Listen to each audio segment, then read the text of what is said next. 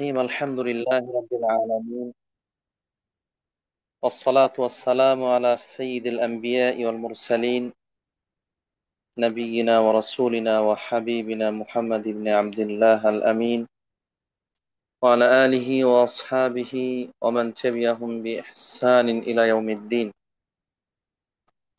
أما بعد قال النبي صلى الله عليه وسلم إن الدنيا كلها متاع وخير متاع الدنيا المرأة الصالحة أو كما قال عليه الصلاة والسلام আলহামদুলিল্লাহ। শুরুতে আমরা আবারও প্রশংসা জ্ঞাপন করছি, শুকরিয়া, কৃতজ্ঞতা, অন্তর্নিহিত গুণকীর্তন উপস্থাপন করছি সে মহান মহিয়ান এক অদ্বিতীয় আল্লাহ সুবহানাহু ওয়া তাআলার জন্য, যার বিশেষ অনুগ্রহে অপার দয়ায় আবারও নতুন সপ্তাহের নতুন দিনে কোরআন ও সহিহ হাদিস থেকে দ্বীনি আলোচনা শোনার জন্য, জানার জন্য, বুঝার জন্য এবং সে অনুযায়ী আমল করার জন্য এসো আল্লাহর পথে কোরআনের আলোয় এই গ্রুপের আয়োজনে জুমের মাধ্যমে একত্রিত হতে পেরেছি, সংযুক্ত হতে পেরেছি। যে আল্লাহ সুবহানাহু ওয়া তাআলা দয়া করে অনুগ্রহ করে আমাদেরকে সে সুযোগ দিয়েছেন, তারই প্রশংসা ও কৃতজ্ঞতা আলহামদুলিল্লাহ। অতঃপর সালাত ও সালাম, দরুদ ও শান্তি অগণিত অজস্র বর্ষিত হোক মানবতার মুক্তির দূত, মানবতাবাদী নবী ও রাসূল, উম্মতের সঠিক পথের দিশাদানকারী, উম্মতের কল্যাণকামী মুহাম্মদুর রাসূলুল্লাহ সাল্লাল্লাহু আলাইহি ওয়াসাল্লামের উপর, তার পরিবার পরিজন, তার সঙ্গী সাথী এবং কিয়ামত পর্যন্ত একনিষ্ঠ প্রতিটি অনুসারী নরনারীর উপর বর্ষিত হোক এই শান্তির অমিয় ধারা। আল্লাহুম্মা আমিন। সম্মানিত সমবেত দ্বীনি ভাই ও বোনেরা, এসো আল্লাহর পথে কোরআনের আলোয় এই গ্রুপের আয়োজনে আজকের অর্ধশত, হাফ সেঞ্চুরি, 50তম দারসুল ফিকহে, কাছে দূরে দেশে প্রবাসে যে যেখান থেকে অংশগ্রহণ করেছেন, শুরুতে জানাচ্ছি সকলকে আন্তরিক অভিনন্দন, শুভেচ্ছা, মোবারকবাদ। শুরুতেই সকলের জন্য আল্লাহ রাব্বুল আলামিনের কাছে কায়মন বাক্যে দোয়া করছি, আল্লাহ রাব্বুল আলামিন আমাদেরকে সুস্থ রাখুন, স্বাভাবিক রাখুন, নির্ভেজাল ঈমানের উপর, শিরক মুক্ত ঈমানের উপর প্রতিষ্ঠিত রাখুন, সহি আমল, আমল সালেহ, বেদাত মুক্ত, হারাম মুক্ত, রিয়া মুক্ত, বিশুদ্ধ আমল করার তৌফিক দান করুন। আমরা যেন এর মাধ্যমে আল্লাহ রাব্বুল আলামিনের সন্তুষ্টি লাভ করতে পারি, আল্লাহর দেওয়া পুরস্কার, অনাবিল সুখের ঠিকানা জান্নাত লাভ করতে পারি, অত্যন্ত কষ্টদায়ক স্থান জাহান্নাম, সেই জাহান্নাম থেকে নিজেদেরকে হেফাজত করতে পারি, রক্ষা করতে পারি। আল্লাহ রাব্বুল আলামিন সে তৌফিক দান করুন, আমিন। প্রিয় উপস্থিতি, আমরা গত কয়েকদিন থেকে আহ বিবাহ, ইসলামে বিবাহ, বিবাহ সংক্রান্ত আলোচনাগুলো উপস্থাপন করছিলাম। সেই ধারাবাহিকতায় বিবাহের পরিচয়, বিবাহের গুরুত্ব, বিবাহের কিছু বিধিবিধান, ইসলামী দৃষ্টিভঙ্গি, বাস্তবতা, সেগুলোর আলোকে আলোচনা করার চেষ্টা করেছি। আজকে বিবাহে পাত্র পাত্রী নির্বাচন, বর কনে নির্বাচনের ক্ষেত্রে যেই বিধিবিধান এবং ইসলামী দিক নির্দেশনা, সাথে সাথে এগুলোর সাথে সংশ্লিষ্ট কিছু মাসআলা মাসাইল এবং সময় হলে স্বামী স্ত্রীর অধিকার ইত্যাদি সে বিষয়গুলো নিয়ে কথা বলবো ইনশাআল্লাহ। ওমা তৌফিক ইল্লা বিল্লাহ, আলাইহি তাওয়াক্কালতু ওয়া ইলাইহি উনীব। প্রিয় উপস্থিতি, আমরা জানি আল্লাহ রাব্বুল আলামিন এর পক্ষ থেকে বিবাহ একটি অবধারিত বিধান, যেটি মানব সৃষ্টির সূচনা থেকে আদম আলাইহিস সালাম এবং তার সহধর্মিণী হাওয়া আলাইহিস সালাম তখন থেকে নিয়ে এখন পর্যন্ত যুগ যুগ ধরে পর্যায়ক্রমে চলে এসেছে। এটি নবী রাসূলদেরও সুন্নাহ, এটি নবী রাসূলদেরও সুন্নাহ। আল্লাহ নবী সাল্লাল্লাহু আলাইহি ওয়াসাল্লাম বিয়ে করেছেন, তার পূর্বে যে নবী এবং রাসূল ছিলেন তাদেরও বিয়ে শাদী হয়েছে, তাদের পরিবার ছিল, সন্তান সন্ততি ছিল। এবং সর্বশেষ নবী রাসূল মুহাম্মদ রাসূলুল্লাহ সাল্লাল্লাহু আলাইহি সাল্লামের আহ সন্তান সাহাবায়ে কেরাম, এইভাবে যুগ যুগ ধরে আমাদের সময় পর্যন্ত এই বিবাহের প্রথা প্রচলিত রয়েছে। মুসলিমরা ইসলামের বিধান হিসেবে এটিকে আহ চর্চা করে থাকেন, অনুশীলন করে থাকে। প্রিয় উপস্থিতি, এই বিবাহের মূল আকর্ষণ যারা, যাদের মাধ্যমে বিবাহ সংগঠিত হয়, যাদেরকে কেন্দ্র করে এই বিবাহের আয়োজন হয়, তারা হচ্ছেন আল আকিদান, চুক্তি সম্পন্নকারী বর এবং কনে, পাত্র এবং পাত্রী, বর এবং কনে, পাত্র এবং পাত্রী।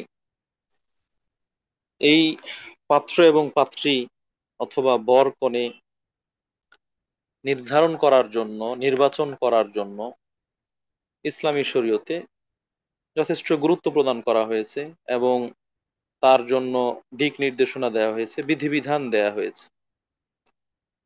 আল্লাহ রাসূল সাল্লাল্লাহু আলাইহি ওয়াসাল্লাম হাদিসের মধ্যে বলেছেন, এটি সহিহ হাদিস, তুনকাহুল মারআতু লিআরবাঈন, একজন পুরুষ একজন নারীকে বিয়ে করে, সাধারণ প্রচলন, সাধারণত যে বিষয়গুলো লক্ষ্য রেখে খেয়াল করে বিয়ে করে, সেগুলো মোটামুটি চারটি বিষয়, সেগুলো মোটামুটি চারটি বিষয়। এটা মানুষ করে থাকে, কি মুসলিম কি অমুসলিম, কি সাধারণ কি অসাধারণ, মানুষেরা মূলত এই বিষয়গুলোর দিকে খেয়াল করে। সেটা বলছেন তুনকাহুল মারআতু লিআরবাঈন, নারীকে বিয়ে করা হয় সাধারণত এই জিনিসগুলো লক্ষ্য করে। লিমা লিহা, হয়তো নারী সম্পদশালী, বিত্তশালী, তাকে বিয়ে করলে, তার সাথে সংসার পাতলে তার অর্থ, বৈভব, বিত্ত, সম্পদ দিয়ে বিবাহকারী ধনী হয়ে যাবে, সম্পদশালী হয়ে যাবে, এই উদ্দেশ্যে বিয়ে করে। অথবা আও লিজামালিহা, তার সৌন্দর্যের কারণে, নারীর সৌন্দর্যের কারণে। মানুষ সুন্দরের পূজারী বলে, যদিও পূজা করে না, কিন্তু সুন্দরের প্রতি মানুষের মোহ থাকে, আকর্ষণ থাকে, সুন্দর সবাই পছন্দ করে। সেই হিসেবে একজন সুন্দরী নারী, যার মাধ্যমে নিজের কামচরিতার্থ করবে, নিজের নয়ন জুড়াবে, চক্ষু শীতল করবে, গর্ব করবে, অহংকার করবে, ইত্যাদি ইত্যাদি, এই জন্য সুন্দরী খুঁজে, সুন্দরী রমণী, সুন্দরী নারী খুঁজে, এই দৃষ্টিকোণ থেকে সুন্দরী নারী বিয়ে করে। আউলি হাসাবিহা, অথবা নারীকে বিয়ে করার আরেকটি উপলক্ষ হতে পারে যে তার বংশীয় মর্যাদা, তার সম্ভ্রান্ত বংশ, হয়তো কেউ কুলীন বংশের, নিচু মানের বংশের, তার পরিবার, তার বংশ এত উঁচু মানের নয়, কিন্তু একজন নারী বা কন্যা যে সম্ভ্রান্ত পরিবারের, উঁচু বংশের, প্রতিষ্ঠিত বংশের, এরকম কাউকে বিয়ে করতে পারলে, তাদের সাথে আত্মীয়তা করতে পারলে, ওই ব্যক্তিও আহ একটা সম্ভ্রান্ত পরিবারের সাথে সম্পৃক্ত হওয়ার সুযোগ পেল, যার মাধ্যমে সে গর্ব অহংকার করতে পারে, নিজের আহ ভালো পরিচয় উপস্থাপন করতে পারে। এই দিক থেকেও হয়তো উঁচু বা সম্ভ্রান্ত বা প্রসিদ্ধ পরিচিত কোনো বংশের মেয়েকে মানুষ বিয়ে করে থাকে। আরেকটি বিষয় খেয়াল করে, চতুর্থ বিষয় হিসেবে, সেটা হচ্ছে ওয়ালি দিন ইহা, নারীর দিন, ধার্মিকতা, চরিত্র, আদর্শ, আহ এইগুলো খেয়াল করে নারীকে বিয়ে করে। সে কতটা ধার্মিক, কতটা পরহেজগার, কতটা দিনদার, দিনদার নারীর মাধ্যমে যে উপকার পাওয়া যায় ইত্যাদি ইত্যাদি, এই জিনিসগুলো লাভ করার জন্য মানুষ বিয়ে করে থাকে। তো এই চারটা জিনিস বা চারটা জিনিসের একটা একটা ইত্যাদি, মানুষ কখনো এটা কখনো ওটা, এইভাবে মানুষ খুঁজে থাকে, এইভাবে দেখে থাকে, এইভাবে চর্চা করে থাকে। কিন্তু একজন মুমিন ও মুসলিম হিসেবে, একজন রাসূলুল্লাহ সাল্লাল্লাহু আলাইহি সাল্লামের উম্মত হিসেবে, একনিষ্ঠ অনুসারী হিসেবে, মুসলিম পরিবার গঠনের জন্য, ঈমানি পরিবার গঠনের জন্য একজন মুসলিম পাত্রের কোন ধরনের নারী নির্বাচন করা, পাত্রী নির্বাচন করা, কনে নির্বাচন করা উচিত, সেটির পরামর্শ আল্লাহ রাসূল সাল্লাল্লাহু আলাইহি সাল্লাম মানুষের স্বভাব, মানুষের প্রচলন, সেগুলো উল্লেখ করে মুসলিম হিসেবে কি করতে হবে সেটা তুলে ধরেছেন। সেটা হচ্ছে ফাদফার বিদাতিদ দ্বীন। মানুষ এটা ওটা খেয়াল করে, সৌন্দর্য খেয়াল করে, টাকা পয়সা খেয়াল করে, বংশ মর্যাদা খেয়াল করে, কিন্তু তুমি একজন মুমিন ও মুসলিম হিসেবে খেয়াল করবে তার দিন, তার ধার্মিকতা, তার দিনদারিত্ব, তার দিনদারিত্ব, তার সতী সাধবী হওয়া, এটাকে খেয়াল করবে। এর মাধ্যমে তুমি বিজয়ী হবে। ফাজফার আরবি শব্দ, যার অর্থ হচ্ছে বিজয়ী হওয়া। বিদায়াতিদ দিন, দিনওয়ালি নারীকে স্ত্রী হিসেবে নির্বাচন করার মাধ্যমে। তারিবাত ইয়াদাক, যদি তুমি রাসূলের নির্দেশনা উপেক্ষা করে, রাসূলের পরামর্শ অগ্রাহ্য করে, রাসূলের দেয়া আহ যেই গাইডলাইন সেটাকে পরিহার করে অন্যটাকে প্রাধান্য দাও, অন্যটাকে বেছে নাও, অন্যটাকে প্রায়োরিটি দাও, এবং দিনদারিত্বকে উপেক্ষা করো, এড়িয়ে যাও, স্কিপ করো, তাহলে তারিবাত ইয়াদাকা, তোমার হাত ধুলায় ধূসরিত হোক বা তুমি ধ্বংস হও। তাহলে যেন তুমি ধ্বংস হও, ক্ষতিগ্রস্ত হও। তুমি সেক্ষেত্রে লাভবান হতে পারবে না, সুখী হতে পারবে না, সাফল্যমণ্ডিত হতে পারবে না। সম্মানিত উপস্থিতি, পাত্রী নির্বাচনের ক্ষেত্রে আল্লাহ রাসূল সাল্লাল্লাহু আলাইহি সাল্লাম কর্তৃক প্রদত্ত এই হাদিসটি একটি বড় মূল মানদণ্ড, বড় মূল মানদণ্ড। নিঃসন্দেহে নারী, নারী জাতি, মহিলা জাতি, তারা গর্বের প্রতীক, তারা গর্বের প্রতীক, তারা মায়ের জাতি, বোনের জাতি, মেয়ের জাতি। আল্লাহ রাসূল সাল্লাল্লাহু আলাইহি সাল্লাম তাদের ব্যাপারে আরেকটি হাদিসের মধ্যে বলেছেন, ইন্নাদ দুনিয়া কুল্লুহা মাতা, এই বিশ্ব ভূমণ্ডল, দুনিয়া, এটা যেন উপভোগের বস্তু, উপভোগের, উপভোগ করার, উপকৃত হওয়ার, লাভবান হওয়ার ক্ষেত্র, লাভবান হওয়ার ক্ষেত্র। মাতা, মাতা হচ্ছে মানুষ যা উপভোগ করে, মানুষ যা ব্যবহার করে, মানুষ যা দ্বারা উপকৃত হয়, এরকম জিনিস। দুনিয়ায় যা কিছু রয়েছে এগুলো মানুষের কল্যাণের জন্য, যেটা আল্লাহ তাআলা কোরআন আয়াতে বলেছেন। ওয়াল্লাযী খালাকা লাকুম মা ফিল আরদি জামিআ, আল্লাহ রাব্বুল আলামিন তোমার জন্য সৃষ্টি করেছেন দুনিয়ার যা কিছু রয়েছে তোমাদের উপকারের জন্য। আল্লাহ রাসূল সাল্লাল্লাহু আলাইহি ওয়াসাল্লাম হাদিসে বলছেন দুনিয়া উপভোগের। হ্যাঁ, এটা উপভোগ বলতে মানুষ শুধু জাগতিক জীবনে উপভোগ করবে এরকম নয়, এটাকে আহ আহ, কাজে লাগাবে, এর থেকে উপকৃত হবে, দুনিয়ায় বেঁচে থেকে সুখ স্বাচ্ছন্দ্য লাভ করে এবং পরকালের পাথেই সংগ্রহের মাধ্যমে, পরকালের পাথে সংগ্রহের মাধ্যমে, এটাই হচ্ছে দুনিয়া থেকে মানুষের পাওয়ার। এই জন্যই মানুষ দুনিয়াতে এসেছে। তবে দুনিয়ার মাঝে যত জিনিস আছে যার মাধ্যমে একজন আরেকজনের থেকে উপকৃত হয়, একজন মানুষ অন্য জিনিস বা বস্তু থেকে উপকৃত হয়, এগুলোর মধ্যে সবচেয়ে বেশি উপকারী, বেশি উপকার লাভ করা যায়, লাভবান হওয়া যায়, উপকার গ্রহণ করা যায়, সেটা হচ্ছে একজন পুরুষ, একজন সতী সাধবী নারী থেকে। ওয়াইন্না খায়রা মাতাঈদ দুনিয়া আল মারআতুস সালিহাহ, দুনিয়ার সবচেয়ে উপকারী জিনিস হচ্ছে সতী সাধবী নারী, সতী সাধবী নারী। সম্মানিত উপস্থিতি, এই জায়গা থেকে যারা উপস্থিত আছেন এদের মধ্যে অনেক মা বোনেরা আছেন যাদের হয়তো ভাইয়ের ভাই আছে, যার বিবাহযোগ্য ভাই আছে, তার পাত্রী দরকার, অথবা সন্তান আছে যে ছেলের বউ দরকার, ইত্যাদি ইত্যাদি। তাদের জন্য, এবং যে সকল বোনেরা আছেন যাদের পাত্র দরকার, অথবা মায়েরা আছেন যাদের মেয়েদের আহ পুত্রবধূ দরকার, তাদের জন্য আশা করি আহ সুন্দর পরামর্শ রয়েছে। সেটা হলো, নারীর ক্ষেত্রে পাত্রী নির্বাচন করার ক্ষেত্রে অবশ্যই যেন দিনদার হয়, দিনদার হয়, ধার্মিক হয়। আর যে ধার্মিক হবে সে হচ্ছে আলমার সালেহা, সতী সাধবী নারী। সতী সাধবী দিনদার নারীর বিভিন্ন বৈশিষ্ট্য রয়েছে। কেউ শুধু দাবি করলো যে আমি দিনদার, অথবা আমি সতী সাধবী, অথবা নাম রেখে দিল আমি সতী সাধবী, আমি দিনদার, এতে দিনদার হয়ে যাবে, সতী সাধবী হয়ে যাবে, পরহেজগার হয়ে যাবে, এমনটা নয়।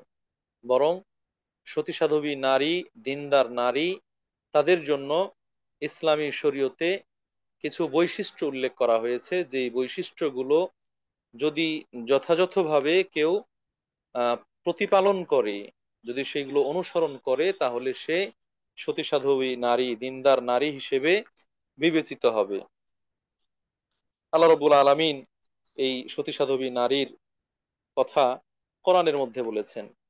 নারীদের মধ্যে এক শ্রেণীর নারী, হ্যাঁ, যারা কানিতাত, অল্পে তুষ্ট হবে।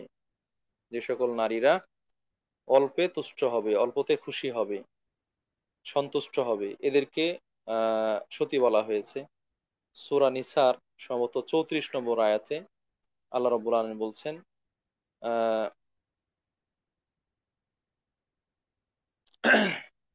যে এটা হচ্ছে সতী সাধবী নারীর বৈশিষ্ট্য। সূরা নিসার 34 নম্বর আয়াতে আল্লাহ রাব্বুল আলামিন সতী সাধবী নারীর কয়েকটি বৈশিষ্ট্য এখানে তুলে ধরেছেন। তার মধ্যে একটা হচ্ছে আল কানিতাত, তারা হবে আহ সতী সাধবী। অল্পে তুষ্ট, আফন, তারা হচ্ছে অল্পে তুষ্ট।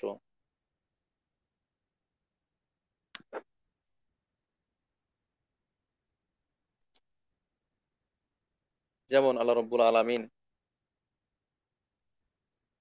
ফামাস্তামতা'তুম মিনহুন্না ফাআতুহুন্না উজুরাহুন্না, ফামাস্তামতা'তুম, আফওয়ান, এটা 34 নম্বর আয়াত, সূরা নিসার 34 নম্বর আয়াত। সেই আয়াতের মধ্যে আল্লাহ রাব্বুল আলামিন সতী নারীর কয়েকটি বৈশিষ্ট্য উল্লেখ করেছেন। ফাসসালিহাতু কানিতাত, ফাসসালিহাতু কানিতাতুন, সতী সাধবী নারী তারা কানিতাত, যারা অল্পে তুষ্ট হয়, যারা অল্পে তুষ্ট, অল্পতে খুশি হয়।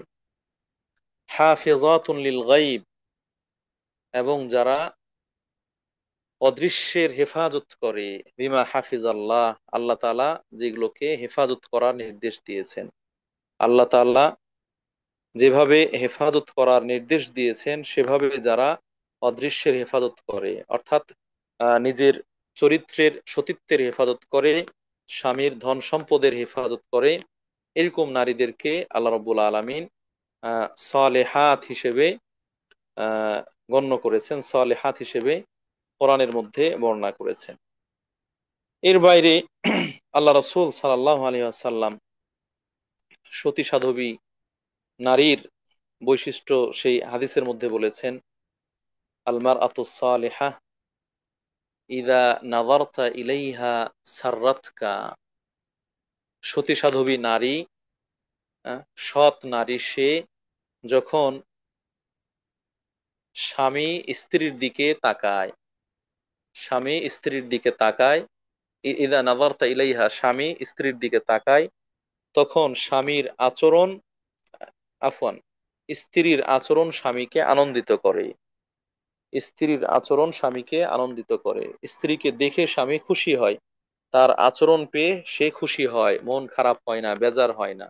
স্ত্রী এইরকম আচরণের অধিকারী, স্ত্রী এরকম আচরণ অধিকারী। ইদা নাজারতা ইলাইহা সাররাতকা ওয়া ইদা আমারতাহা আতাআতকা, যদি স্বামী স্ত্রীকে কোনো আদেশ করে তাহলে স্ত্রী সেই আদেশ পালন করে, তাহলে স্ত্রী সেই আদেশ পালন করে, সেটাকে প্রতিপালন করে, মান্য করে, স্বামীর আদেশ অমান্য করে না, অগ্রাহ্য করে না। নিঃসন্দেহে এটি ভালো কাজের ক্ষেত্রে আনুগত্যমূলক কাজের ক্ষেত্রে, নিষিদ্ধ কাজে নয়, শরীয়ত বিরোধী কাজে নয়।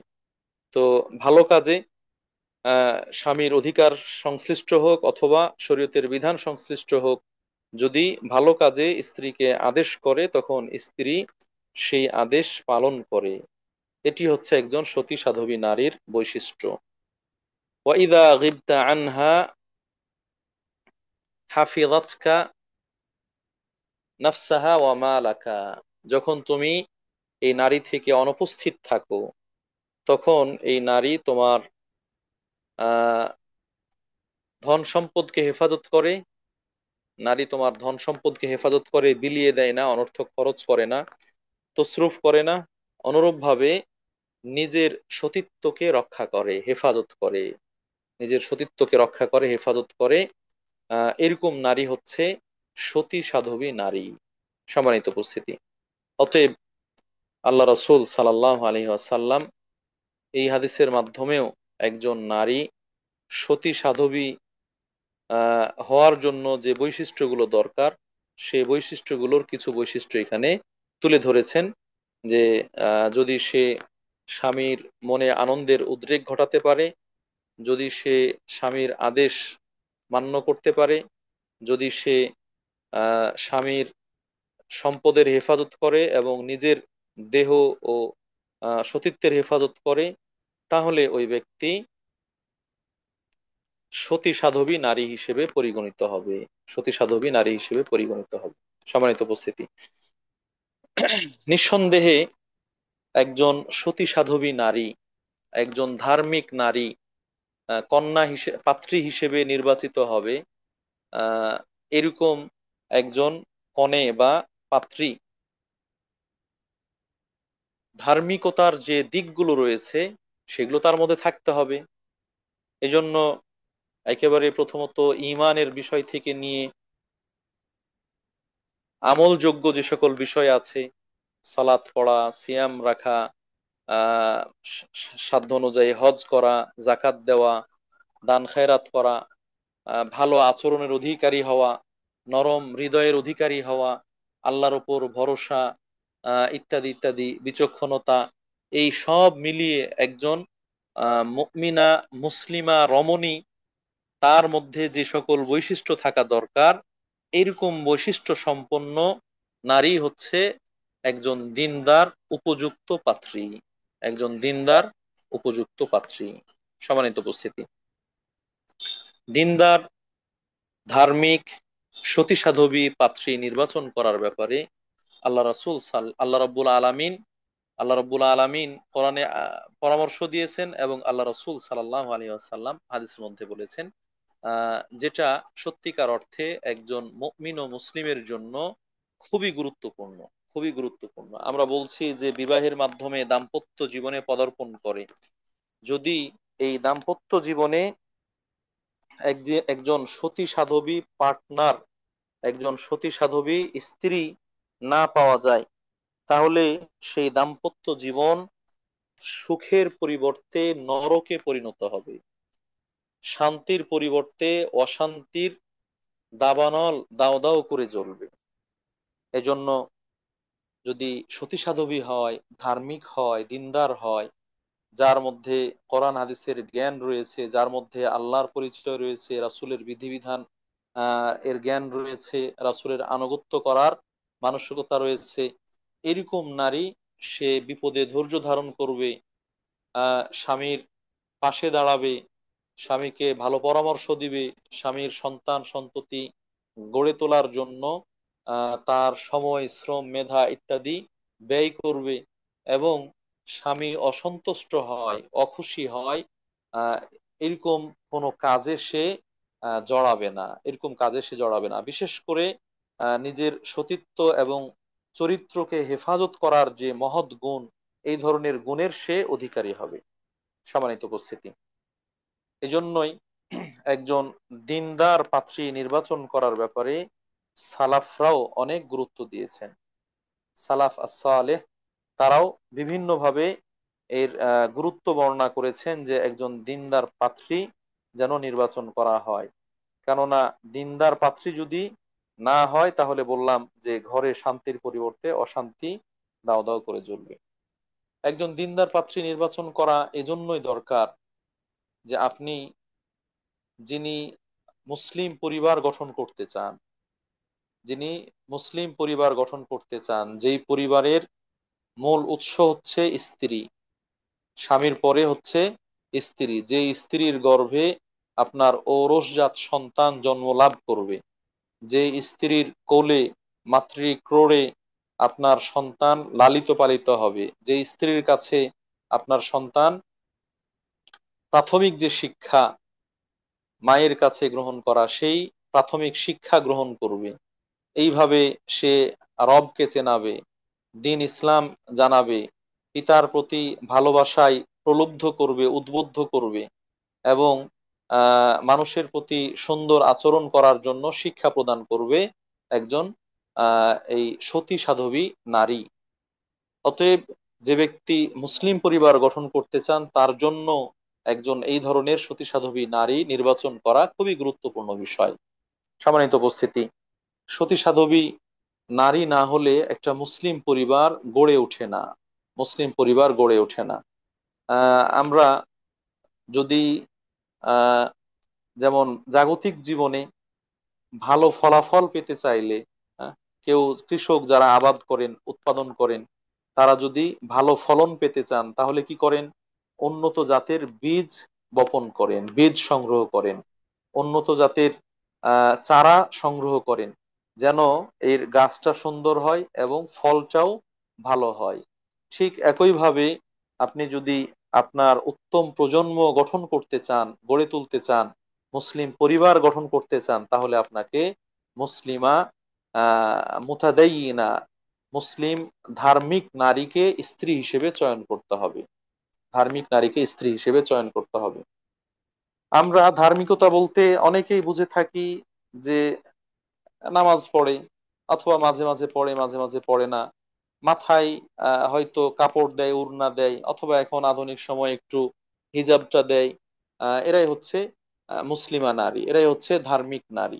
সম্মানিত উপস্থিতি, কখনোই নয়, এটা কখনোই নয়। একজন মুসলিম নারী যিনি পরিপূর্ণ মুতাহাজ্জিবা হবেন, পরিপূর্ণ পর্দানসীন হবেন, একজন মুসলিম আহ রমণী যিনি 5 ওয়াক্ত সালাত আদায় করবেন, কোনোভাবে সালাতকে উপেক্ষা করবেন না, একজন মুসলিম রমণী যিনি আল্লাহকে, তার রাসূলকে ভালোবাসবেন, আল্লাহ ও রাসূলের দেয়া বিধান অনুযায়ী নিজের জীবন চালানোর ব্যাপারে আগ্রহী হবেন, একজন মুসলিম রমণী যার কথা হবে নরম, যার আচরণ হবে ভদ্র নম্র ইত্যাদি।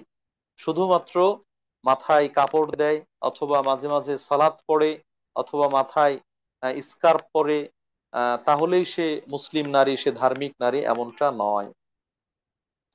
এজন্য অনেকেই ধোঁকায় পড়েন, অনেকে ধোঁকায় পড়েন, এই ধরনের বিষয়গুলো কিছুটা প্রকাশ করে, যার মাধ্যমে মনে করা হয় যে এটা ধার্মিক মেয়ে। এভাবে নয়, বরং সত্যিকার তার মধ্যে ইসলামের শিক্ষা আছে কিনা, ইসলামের অনুশীলন আছে কিনা, এটা তাকে তার 5 ওয়াক্ত সালাত, চলাফেরা, আচার আচরণ, এবং সে যে পরিবারে রয়েছে সেই পরিবারের অবস্থা দেখে এটা নিরূপণ করা সহজ হবে, এটা নিরূপণ করা সহজ হবে। অনেকে অনেক সময়, অনেক মাদ্রাসার ছাত্রী, স্কুল কলেজে তো আছেই, অনেক মাদ্রাসার ছাত্রী মাদ্রাসায় পড়েছে কোনোভাবে, আহ মনে করে যে মাদ্রাসায় পড়লেই সে ফেরেশতা, মাদ্রাসায় পড়লেই সে ধার্মিক।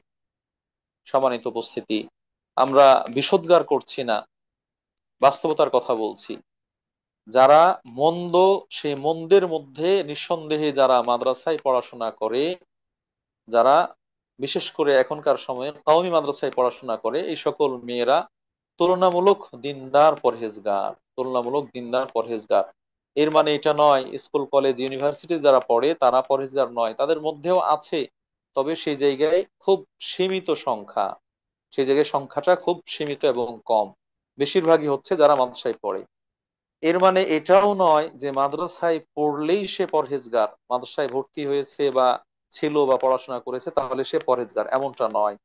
বরং সব জায়গাতেই সে মাদ্রাসায় পড়ুক আর মাদ্রাসায় না পড়ুক, যদি তার মধ্যে ইসলামের যে অনুশাসন, ইসলামের যে বিধিবিধান সেইগুলোর প্রতিপালন না থাকে, চর্চা না থাকে, তাহলে সে দিনদার নয়, তাহলে সে পরহেজগার নয়। সে যতই মাদ্রাসায় পড়ুক অথবা যতই ভালো জায়গায় থাকুক, যার মধ্যে ইসলামের অনুশাসন আছে, ইসলামের চর্চা আছে, তাকে আপনি পরহেজগার হিসেবে হয়তো চিহ্নিত করতে পারবেন তার বৈশিষ্ট্য দেখে, তার আচার আচরণ দেখে। সম্মানিত উপস্থিতি, অতএব যেন আমরা কোনোভাবে ধোঁকায় না পড়ি। এক্ষেত্রে পাত্রের দিকেও আমরা বলবো, নারীর পাশাপাশি পুরুষ পাত্র, ছেলে বা বর, তাকেও দিনদার হওয়া দরকার। যাদের মেয়ে রয়েছে, বোন রয়েছে, তাদের জন্য পরামর্শ যে যিনি পাত্র হবেন সেও যেন ধার্মিক হয়, যিনি পাত্র হবেন সেও যেন ধার্মিক হয়, সে যেন পরহেজগার হয়। এই ধার্মিকতা আর পরহেজগারিতা, এটাকে সবার উপরে রাখা দরকার। ধার্মিকতা এবং পরহেজগারিতা এটাকে সবার উপরে রাখা দরকার, এটাকে প্রায়োরিটি দেওয়া দরকার। এর পাশাপাশি যদি সে অর্থ সম্পদের অধিকারী হয়, দেখতে সুদর্শন, স্মার্ট হয়, ভালো বংশের হয়, তাহলে তো আলহামদুলিল্লাহ। কিন্তু দেখতে অনেক সুন্দর, লম্বা উঁচা, হৃষ্টপুষ্ট, কিন্তু তার মধ্যে ধার্মিকতা নেই, পরহেজগারিতা নেই, তাহলে এরকম ব্যক্তিকে পাত্র হিসেবে নির্বাচন করার কোনো যৌক্তিকতা নেই। এরকম ছেলেকে পাত্র হিসেবে নির্বাচন করার কোনো সুযোগ নেই।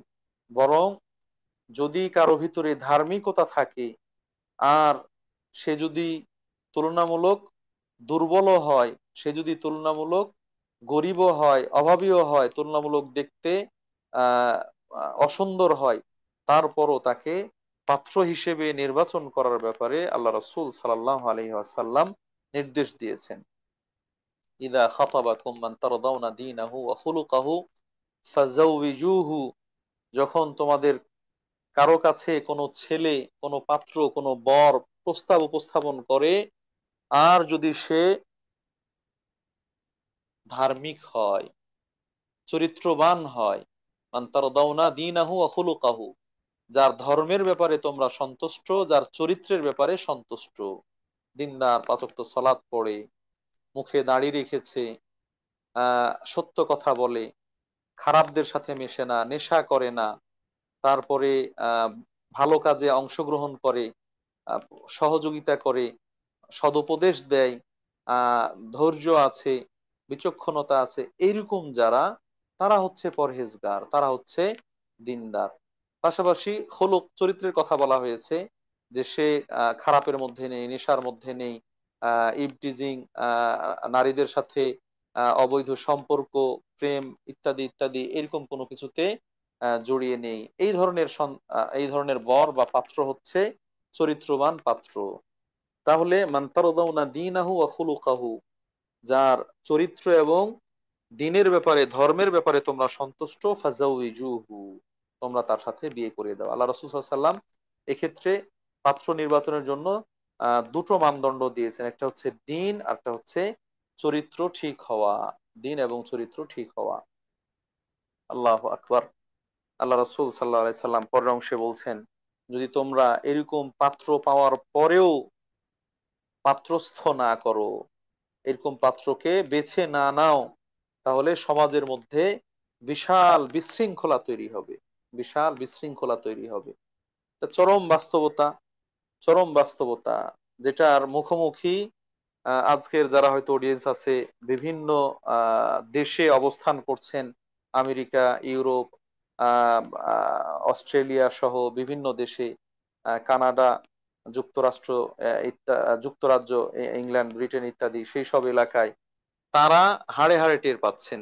যারা বারবার অভিযোগ করছেন, আমাদের কাছে প্রশ্ন আসে যে আমার হাজবেন্ড অনেক অনেক টাকা পয়সা কামাই করে, অনেক অনেক সুদর্শন আহ পুরুষ, স্মার্ট পুরুষ, কিন্তু পরিবারে সুখ নাই, শান্তি নাই, সে আরেকজনের প্রতি আগ্রহী, সে অন্যের সাথে রিলেশনে আছে, পরকীয়ায় জড়িয়ে আছে, অথবা দিন মানে না, স্ত্রীর যে অধিকার সেগুলো আদায় করে না, ইত্যাদি ইত্যাদি।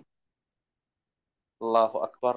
চরম সত্য এবং বাস্তব যে বেশিরভাগ ক্ষেত্রেই এই ধরনের বর নির্বাচনের ক্ষেত্রে, পাত্র নির্বাচনের ক্ষেত্রে যখনই শুনেছে যে হ্যাঁ সে আমেরিকায় প্রতিষ্ঠিত, এইখানে তার জব আছে, অথবা সে যুক্তরাজ্য, লন্ডন, ব্রিটেন ইত্যাদি সেখানে প্রতিষ্ঠিত, অস্ট্রেলিয়ায় প্রতিষ্ঠিত ইত্যাদি, তখন আর এদিক ওদিক দেখেনি, কোনো মতে খালি বিয়েটা দিতে পারলেই হয়েছে, আমার মেয়ের, আমার বোনের জীবন যেন একেবারে চিরসুখী, চিরসুখী এরকম মনে করেছে।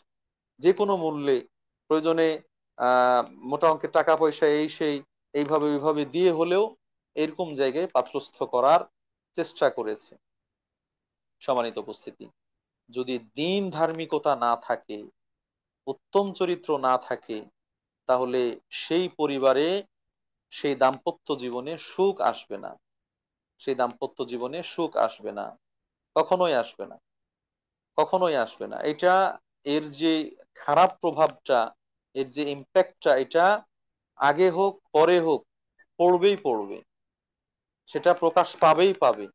এটা হয়তো দাম্পত্য জীবনের শুরুর দিকে বা মাঝে বা শেষের দিকে কোনো না কোনো সময় তার প্রভাব পড়বেই। স্ত্রী হিসেবে স্বামীর কাছে যেই ন্যায্য অধিকার, সেই অধিকার পুরোপুরি পাবে না, বিভিন্নভাবে নিগৃহীত হবে, পারিবারিক কলহ দেখা দিবে ইত্যাদি ইত্যাদি। এবং পরকালীন যেই ব্যর্থতা, সেই ব্যর্থতা তো থাকবেই। না তিনি মানসিক শান্তি পাবেন স্বামীর ঘর করে, না তিনি আহ আল্লাহর ইবাদত বন্দিগি নিশ্চিন্তে করতে পারবেন, মন থেকে করতে পারবেন। কারণ একজন নারীর জন্য স্বামীর আনুগত্য করে, স্বামীর মন জয় করে, স্বামীর আদেশ নিষেধ পালন করেও আল্লাহ রব্বুল আলমিনের সন্তুষ্টি অর্জন করা বা ইবাদত পালন করা অনেক সহজ, অনেক সহজ। নারীদের জন্য আল্লাহ রব্বুল আলমিন জান্নাতকে সহজ করে দিয়েছেন, নারীদের জন্য জান্নাতকে সহজ করে দিয়েছেন। তার মধ্যে অন্যতম গুরুত্বপূর্ণ একটা দিক হচ্ছে স্বামীর আনুগত্য করে সে তার জান্নাতের পথকে প্রশস্ত করতে পারে। কিন্তু যখন ওই লুচ্চা মার্কা জামাই হবে, দুশ্চরিত্রের অধিকারী হবে, লম্পট হবে, অন্য নারীদের প্রতি আসক্ত হবে, অথবা বেনামাজি হবে, নেশাখোর হবে, আল্লাহদ্রোহী হবে, তখন কি সেই জামাই তার মনের মধ্যে শান্তি আনয়ন করতে পারবে? হয়তো জাগতিক জীবনে উন্নত মানের খাবার দাবারের ব্যবস্থা করবে, কাপড় চোপড় চলাফেরার ব্যবস্থা করবে, কিন্তু মানসিক যে প্রশান্তি পরকালের দৃষ্টিকোণ থেকে, সেটা কখনোই তাকে দিতে পারবে না। সম্মানিত উপস্থিতি, এই জন্য আল্লাহ রসুল সাল্লাহ আলাইসাল্লাম পরামর্শ দিলেন নারীদেরকে, যে মান তারদাউনা দীনাহু ওয়া খুলুকাহু, বা অভিভাবকদেরকে পরামর্শ দিলেন যে ব্যক্তির, বরের, পাত্রের দিন এবং ধার্মিকতায় তোমরা সন্তুষ্ট হও, তার সাথে বিয়ে করিয়ে দাও, বিবাহ দিয়ে দাও, তাকে পাত্র হিসেবে নির্বাচন করো। আর পুরুষদেরকেও পরামর্শ দিলেন ফাযফার বিযাতিদ দ্বীন, তুমি স্ত্রী হিসেবে যাকে চয়ন করবে, যাকে বেছে নিবে, সে যেন সতী সাধবী হয়, সে যেন দিনদার হয়। কেননা সতী সাধবী এবং দিনদার না হলে একটি মুসলিম পরিবার গঠন হতে পারে না, এবং ইসলামী পরিবারের যে সুখ স্বাচ্ছন্দ্য শান্তি, দাম্পত্য জীবনের যেই প্রকৃত ফলাফল, সেটা লাভ করা যায় না দিনদার সতী সাধবী না হলে। অনেকেই উভয় পক্ষেই, ছেলে এবং মেয়ে বা পাত্র পাত্রী উভয়ের পরিবার মনে করেন যে টাকা পয়সা দেখে একটু বিয়ে দেই, অথবা রূপ লাবণ্য দেখে বিয়ে করি, আস্তে আস্তে মানিয়ে নিব, আস্তে আস্তে দিন ধার্মিকতা শিখে নিব। সম্মানিত উপস্থিতি, এটা সেইভাবে হয় না, বেশিরভাগ ক্ষেত্রে এটা হয় না। যে আগে দিন মানেনি সে পরেও মানে না, যে আগে মানেনি সে পরেও মানে না, মানবে না, এটাই হলো স্বাভাবিক। যে নারী যে নারী একজন দাড়িওয়ালা পাত্র পছন্দ করে না, পাত্র হিসেবে সে বিয়ের পরে স্বামী দাড়ি রাখলে সহজে মেনে নিবে বা দাড়ি রাখতে দেবে, এমনটা নয়। যে আহ পুরুষ যে পুরুষ পর্দানসীন নারীকে বিয়ে করতে পারে না, পর্দাকে পছন্দ করে না, বিয়ের পরে এই পুরুষ ওই নারীকে পর্দা করাবে, এমনটা হতে পারে না, এমনটা হতে পারে না। বরং খোলামেলাই সে তার সমাজে, তার সোসাইটিতে এখানে ওইখানে নিয়ে যাবে। ঠিক একইভাবে অন্যান্য বিষয়গুলোর ক্ষেত্রেও যে আগে মানতে পারেনি সে পরেও মানবে না, অথবা যে আগে মানতে দেয়নি সে পরেও মানতে দিবে না। সম্মানিত উপস্থিতি, এই জায়গাগুলো থেকে বিভিন্নভাবে কলহ এবং অশান্তি তৈরি হয়, যেটা আমরা হাড়ে হাড়ে টের পাচ্ছি এবং দেখতে পাচ্ছি। পরবর্তীতে যখন দিন মানতে যায় তখন আর দিন মানে না। এজন্য প্রত্যেক অভিভাবকের উচিত হবে টাকা পয়সা, ধন দৌলত, বংশমর্যাদা, রূপ লাবণ্য এইগুলোকে প্রাধান্য না দিয়ে বরং দিন ধার্মিকতা এটাকে সবার উপরে প্রাধান্য দিয়ে ছেলের বউ বা ভাইয়ের স্ত্রী হিসেবে চয়ন করা, অথবা মেয়ের জামাই, অথবা বোনের স্বামী হিসেবে নির্বাচন করা। এর বাইরে যেগুলো রয়েছে সেগুলোকে এড়িয়ে যাওয়া। তবে যদি দিনদারিত্বের পাশাপাশি সুন্দর থাকে, আলহামদুলিল্লাহ, সুন্দরী হয় আলহামদুলিল্লাহ, দিনদারিত্বের পাশাপাশি যদি অর্থবিত্তশালী হয় আলহামদুলিল্লাহ, দিনদারিত্বের পাশাপাশি যদি ভালো বংশের হয়, উঁচু বংশের হয়, তাহলে আলহামদুলিল্লাহ। এইগুলো হচ্ছে সেকেন্ড, থার্ড, ফোর্থ টাইমে আর কি। কিন্তু ফার্স্ট টাইম যেটা আমাদেরকে দেখতে হবে সেটা হচ্ছে তার দিনদারিত্ব। আর দিনদারিত্ব পাওয়া গেলে সে যদি অভাবীও হয়, সে যদি অভাবীও হয়, আল্লাহ রব্বুল আলামিন হয়তো তাকে তার করুণা অনুগ্রহ দিয়ে ধনী বানিয়ে দিবেন। কিন্তু চরিত্রহীন যদি হয়, তাহলে টাকা পয়সা দিয়ে চরিত্রবান বানানো যাবে না। আল্লাহ আকবার, এটা অনেক শক্ত কথা এবং কঠিন কথা। যদি কেউ অভাবী হয়, তাহলে হয়তো আল্লাহ রব্বুল আলামিন তার অভাব দূর করে দিয়ে তাকে ধনী বানিয়ে দিতে পারেন। আপনি হয়তো পরিবার থেকে তাকে অর্থবিত্ত দিয়ে, সাপোর্ট দিয়ে তাকে বড় ব্যবসায়ী বানিয়ে দিতে পারেন, বড় চাকরিজীবী বানিয়ে দিতে পারেন, বড় আয় রোজগারকারী বানিয়ে দিতে পারেন। কিন্তু যদি চরিত্র ঠিক না থাকে, আপনি টাকা পয়সা দিয়ে তার চরিত্র গঠন করতে পারবেন না। টাকা পয়সা দিয়ে তার দিন নিয়ে আসতে পারবেন না, দিন কিনে নিতে পারবেন না। এই জন্য আমাদেরকে সবার উপরে এই চরিত্রবান হওয়া, দিন ধার্মিকতা এটাকেই দেখা দরকার। পাশাপাশি যদি অন্যগুলো থাকে তাহলে সেটা আলহামদুলিল্লাহ, না হলে কেউ হয়তো দিনদার কিন্তু দেখতে একটু অসুন্দর, এই অসুন্দরের কারণে এটাকে প্রত্যাখ্যান করবেন দিনদার হওয়া সত্ত্বেও, তাহলে এটা যেন সমাজে বিশৃঙ্খলা সৃষ্টি করবে, এবং পরিবারেও বিশৃঙ্খলা সৃষ্টি করবে, পরিবারে সুখ স্বাচ্ছন্দ্য আসবে না। সব মিলিয়ে আমরা আহ আল্লাহ রসুল সাল্লাহ আলাইসাল্লামের কাছ থেকে পাত্র পাত্রী নির্বাচনের ক্ষেত্রে যেই মূল কথাটুকু পেলাম সেটা হচ্ছে দিনদার পাত্র পাত্রী নির্বাচন করা। এক্ষেত্রে আহ প্রশ্ন হিসেবে আসতেই পারে যে কিভাবে একজন দিনদার পাত্র পাত্রী পেতে পারি। একজন দিনদার পাত্র পাত্রী কিভাবে পেতে পারি? যারা ছেলে পক্ষ তারা পাত্রী পাওয়ার কথা, আর যারা মেয়ে পক্ষ তারা পাত্র পাওয়ার জন্য কি করতে পারি? প্রথমত হচ্ছে পাত্র বা পাত্রী দিনদার পাওয়ার জন্য আল্লাহ রব্বুল আলমিনের ওপর ভরসা করা। আল্লাহ রব্বুল আলমিনের ওপর ভরসা করা, কারণ আল্লাহ রব্বুল আলমিন বলছেন ওমাইয়া তাওয়াক্কাল আলাল্লাহ ফাহুয়া হাসবুহু, যে আল্লাহর ওপর তাওয়াক্কুল করবে আল্লাহ রব্বুল আলমিন তার জন্য যথেষ্ট হয়ে যাবে। আল্লাহর ওপর ভরসা করার দ্বারা উদ্দেশ্য কি? আল্লাহর উপর ভরসা করার দ্বারা উদ্দেশ্য যে আল্লাহ তো তাকদির লিখে দিয়েছেন, আমি বসে থাকি, আমার কাছে যেন দিনদার পাত্র চলে আসে, এরকমটা না, এমনটা নয়। বরং আল্লাহর উপর বিশ্বাস রাখা, আস্থা রাখা এবং আল্লাহর কাছে চাইতে থাকা, দোয়া করা, আল্লাহ যেন আমার জন্য উত্তম পাত্রের বা পাত্রীর, আমার ছেলের জন্য বা মেয়ের জন্য উত্তম পাত্র বা পাত্রীর ব্যবস্থা করে দেন। আল্লাহ তাআলা চাইলে দিতে পারেন, সেই হিসেবে আল্লাহর উপরই ভরসা করা, আল্লাহর কাছেই চাওয়া, আল্লাহর কাছে চাওয়া। দ্বিতীয়ত, এই দিনদার পাত্রপাত্রী লাভ করার জন্য ব্যক্তি নিষ্কলুষ থাকার নিয়ত করবে, চরিত্রকে হেফাজত করার নিয়ত করবে, চরিত্রকে হেফাজত করার নিয়ত করবে, যে আল্লাহ যেন উত্তম পাত্রের বা পাত্রীর ব্যবস্থা করে দেন, যার মাধ্যমে আমি নিরাপদ থাকতে পারবো, চারিত্রিক স্খলন ঘটবে না। দাম্পত্য জীবনে যেই দায়িত্ব কর্তব্য আছে সেগুলো পালন করার মাধ্যমে আমি নিজেকে হেফাজত করব, আমার চরিত্রকে হেফাজত করব, লজ্জাস্থানে হেফাজত করব ইত্যাদি। এরকম যদি হয় তাহলেও সে দিনদার পাত্র বা পাত্রী পাওয়ার সুযোগ পায়। কারণ হাদিসের মধ্যে এসেছে, থালাথাতুন হাক্কুন আলাল্লাহি আউনাহুম, তিন শ্রেণীর মানুষ যাদেরকে সাহায্য করা আল্লাহ রাব্বুল আলামিনের জন্য আবশ্যক হয়ে যায়। আল্লাহর উপর কেউ আবশ্যক করে না, বরং আল্লাহ নিজের উপর দায়িত্ব চাপিয়ে নিয়েছেন যে এই তিন শ্রেণীর মানুষকে আল্লাহ রাব্বুল আলামিন সাহায্য করবেন, এদেরকে সহযোগিতা করবেন। এর মধ্যে একজন হচ্ছে আন্নাকিহুল্লাযী ইউরিদুল আফাফ, ওই বিবাহকারী যে তার বিবাহের মাধ্যমে নিজের চরিত্রকে হেফাজত করতে চায়, নিজের আমল আখলাককে হেফাজত করতে চায়, এরকম ব্যক্তিকে সহযোগিতা করা, সাহায্য করা, এটা আল্লাহ রাব্বুল আলামিন নিজের উপর আবশ্যক করে নিয়েছেন, দায়িত্ব হিসেবে নিয়েছেন। তৃতীয়ত, আহ ব্যক্তি তার জন্য দিনদার পাত্র বা পাত্রী অনুসন্ধান করবে, খুঁজবে। ব্যক্তি তার জন্য দিনদার পাত্র বা পাত্রী অনুসন্ধান করবে, খুঁজবে। সবাই চায়, কিন্তু বসে থাকলে তো আসবে না, এটা খোঁজাখুঁজি করতে হবে, অনুসন্ধান করতে হবে। অনুরূপভাবে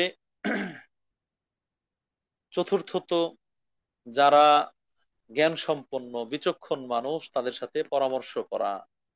যারা জ্ঞান সম্পন্ন বিচক্ষণ মানুষ, দিনদার মানুষ, তাদের সাথে পরামর্শ করা। এই পরামর্শের মাধ্যমে কোন কোন বিষয়গুলো খেয়াল করলে, লক্ষ্য করলে ভালো মেয়ে পাওয়া যাবে অথবা ভালো ছেলে পাওয়া যাবে, অথবা এই ধরনের বিচক্ষণ জ্ঞানী পরহেজগার মানুষদের কাছে কোনো ভালো ছেলের বা মেয়ের খোঁজ খবর আছে কিনা, এই ধরনের পরামর্শ চাওয়া।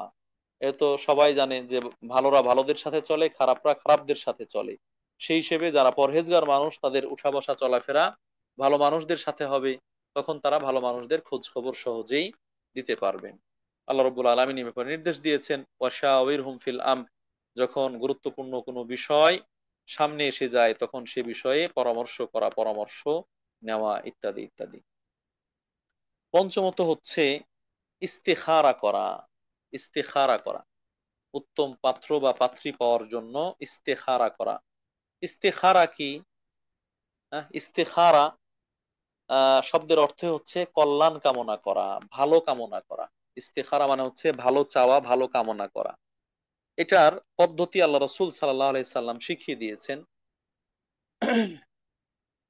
ইস্তেখারা যখন মানুষ, এটা শুধু বিয়ের ক্ষেত্রে না, অন্যান্য ক্ষেত্রেও, যেহেতু বিয়েও একটি গুরুত্বপূর্ণ বিষয়, সেই হিসেবে এখানে এটা পরামর্শ হিসেবে এসেছে যে যখন কারো কোনো গুরুত্বপূর্ণ কাজ সামনে এসে যায় তখন সিদ্ধান্ত নেওয়ার জন্য সে কি করবে? ইস্তেখারা করবে। 2 রাকাত নফল নামাজ পড়বে। 2 রাকাত নফল নামাজ পড়বে, ফরজ নয়, নফল নামাজ পড়বে। এই নামাজ শেষে, সালাত শেষে সে দোয়া করবে আল্লাহর কাছে, আল্লাহুম্মা ইন্নী আস্তাখিরুকা বিইলমিকা ওয়া আস্তাকদিরুকা বিকুদরাতিকা। হে আল্লাহ, আমি আপনার কাছে কল্যাণ কামনা করছি, যেটা আপনার কাছে কল্যাণকর, যেটাকে আপনি কল্যাণকর হিসেবে জানেন, অথবা আপনার এলেমের অসিলায়, আপনার জ্ঞানের অসিলায় আমি আপনার কাছে কল্যাণ কামনা করছি। ওয়াস্তাকদিরুকা বিকুদরাতিকা, এবং আপনার শক্তির মাধ্যমে আমি নির্ধারণ চাচ্ছি, আপনি নির্ধারণ করবেন। ওয়াস্তাকদিরুকা বিকুদরাতিকা ওয়া আসআলুকা মিন ফাদলিকাল আযীম, আর আমি আপনার মহা অনুগ্রহ চাই, আমি আপনার কাছে আপনার মহা অনুগ্রহ চাই, বড় অনুগ্রহ চাই। ফাইন্নাকা তাকদিরু, কেননা আপনি তো নির্ধারণ করেন, ওয়ালা আকদিরু, আমি নির্ধারণ করি না, নির্ধারণকারী আপনি, দেয়ার মালিক আপনি। ওয়া আলামু ওয়ালা আ'লামু, আপনি জানেন আমি জানি না, আমি জানি যতটুকু নগণ্য, আপনি তার থেকে অনেক বেশি জানেন কোথায় কল্যাণ রয়েছে, কোথায় ভালো রয়েছে। ওয়া আনতা আল্লামুল গুয়ুব, আপনি তো হচ্ছেন সকল অদৃশ্যের ব্যাপারে জ্ঞানী। তাহলে আমি যতটুকু জানি সেই হিসাবে দেখেছি, এতটুকু জানি, এর বাইরে যা দেখিনি তা জানি না, কিন্তু আপনি সবকিছু দেখেন, সবকিছু জানেন। অতএব আপনি আমাকে কল্যাণ দান করুন, আপনার কাছে আমি কল্যাণ চাই। আল্লাহুম্মা ইন কুনতা তা'লামু আন্না হাযাল আমরা খায়রুন লি ফি দীনি ওয়া মাআশি ওয়া আকিবাতি আমরি।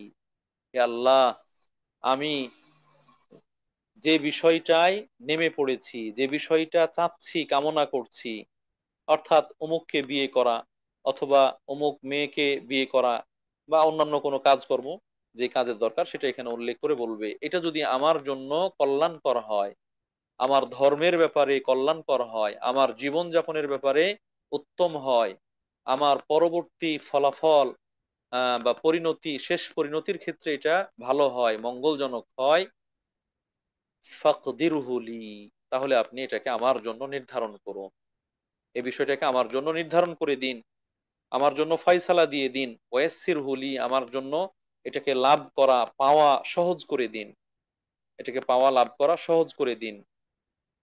সুম্মা বারিক লি ফিহি, অতঃপর এর মধ্যে বরকত দান করো, অতঃপর এই কাজের মধ্যে, এই বিয়ের মধ্যে আপনি বরকত দান করুন।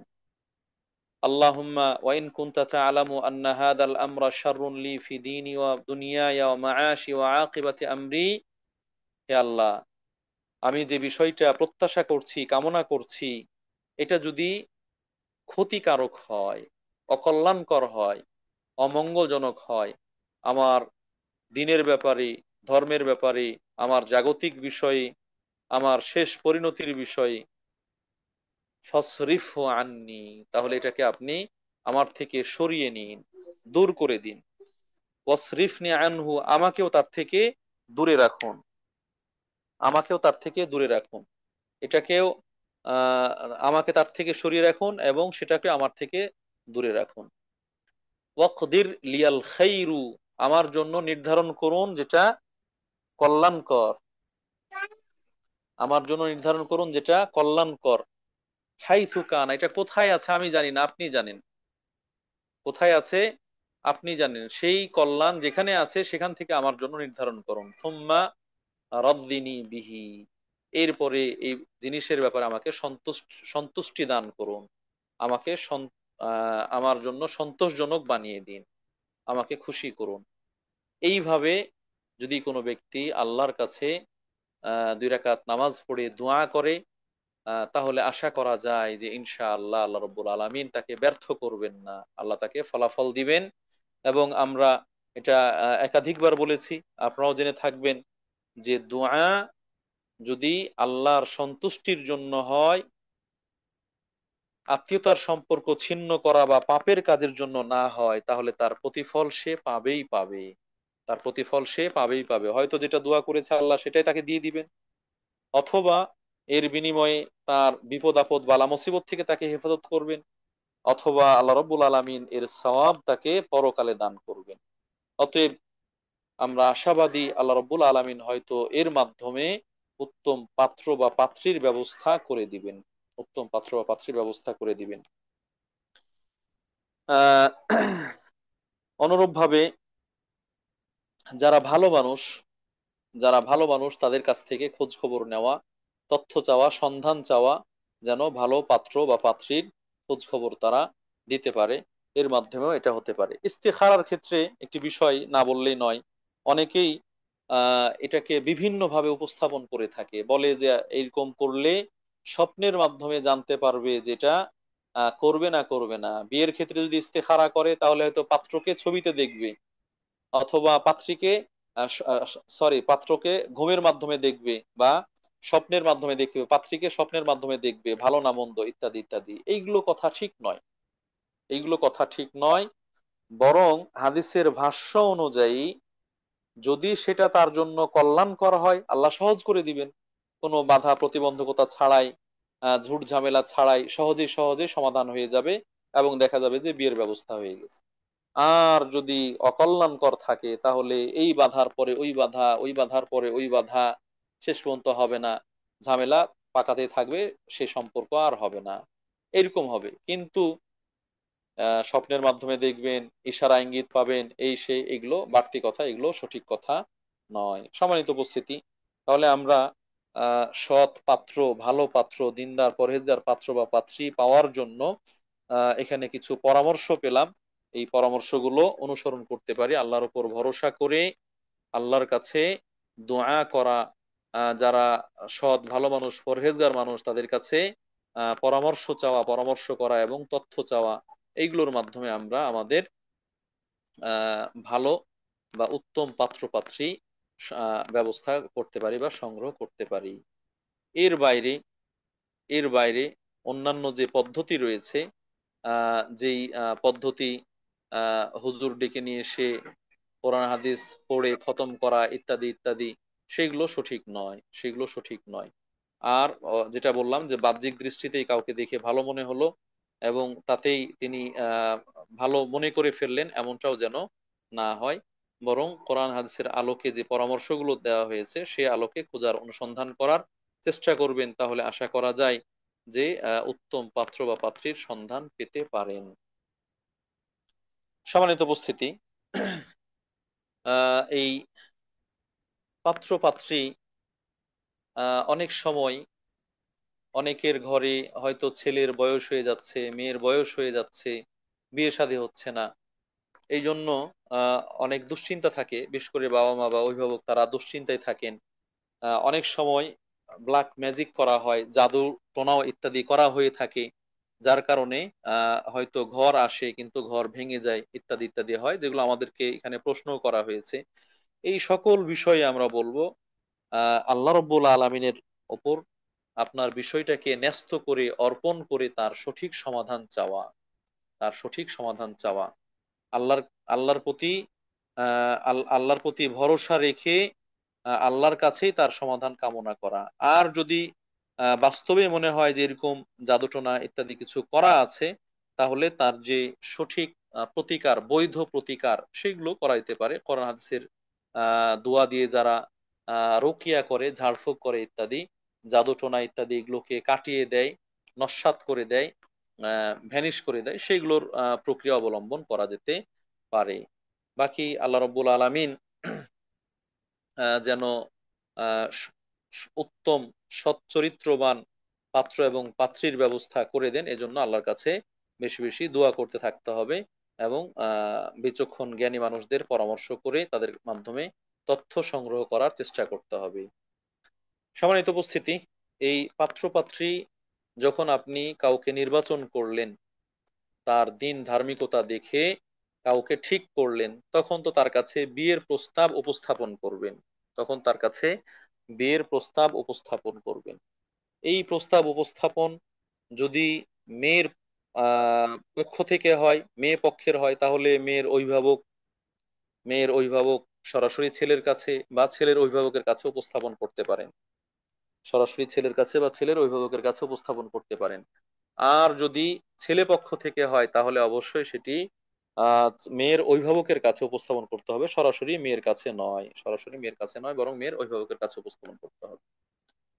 যখন একজন কাউকে অন্যজনকে প্রস্তাব দিলেন, প্রস্তাব দেওয়ার পরে প্রস্তাব দেওয়ার পরে সেই পরিবারের পক্ষ থেকে বা অভিভাবকের পক্ষ থেকে আহ এটাকে ফিরিয়ে দেওয়া হলো না, হয়তো গ্রহণ করা হলো, অথবা আকার ইঙ্গিতে গ্রহণ করার বিষয়টাই প্রমাণিত হলো, এরকম হয়, দেখি খোঁজ খবর নেই, পরে জানাবো ইত্যাদি ইত্যাদি, এরকম কিছুটা মনে হয়, তাহলে ওই জায়গায় আরেকজন প্রস্তাব করা এটা নিষেধ করা হয়েছে, আরেকজন প্রস্তাব করা এটাকে নিষেধ করা হয়েছে।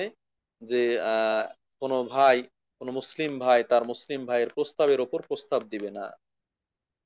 লা ইয়াখতুবির রাজুলু আলা খিতবাতি আখিহি, লা ইয়াখতুবুর রাজুলু আলা খিতবাতি আখিহি, একজন ভাই আর একজন ভাইয়ের প্রস্তাবের উপর প্রস্তাব দিবে না। হাত্তা ইয়ানকিহা আও ইয়াতরুকা, যতক্ষণ না সে তাকে বিয়ে করে অথবা ছেড়ে না দেয়, বিয়ে করে অথবা ছেড়ে না দেয়। এখানে প্রস্তাব দিলেই প্রস্তাব দেওয়া যাবে না এমনটা নয়, যদি প্রস্তাব দেওয়ার পরে যাকে প্রস্তাব দেওয়া হয়েছে তাদের পক্ষ থেকে এই প্রস্তাবের ব্যাপারে আগ্রহ পাওয়া যায়, প্রত্যাখ্যান না করে, প্রস্তাব দেওয়া হয়েছে প্রত্যাখ্যান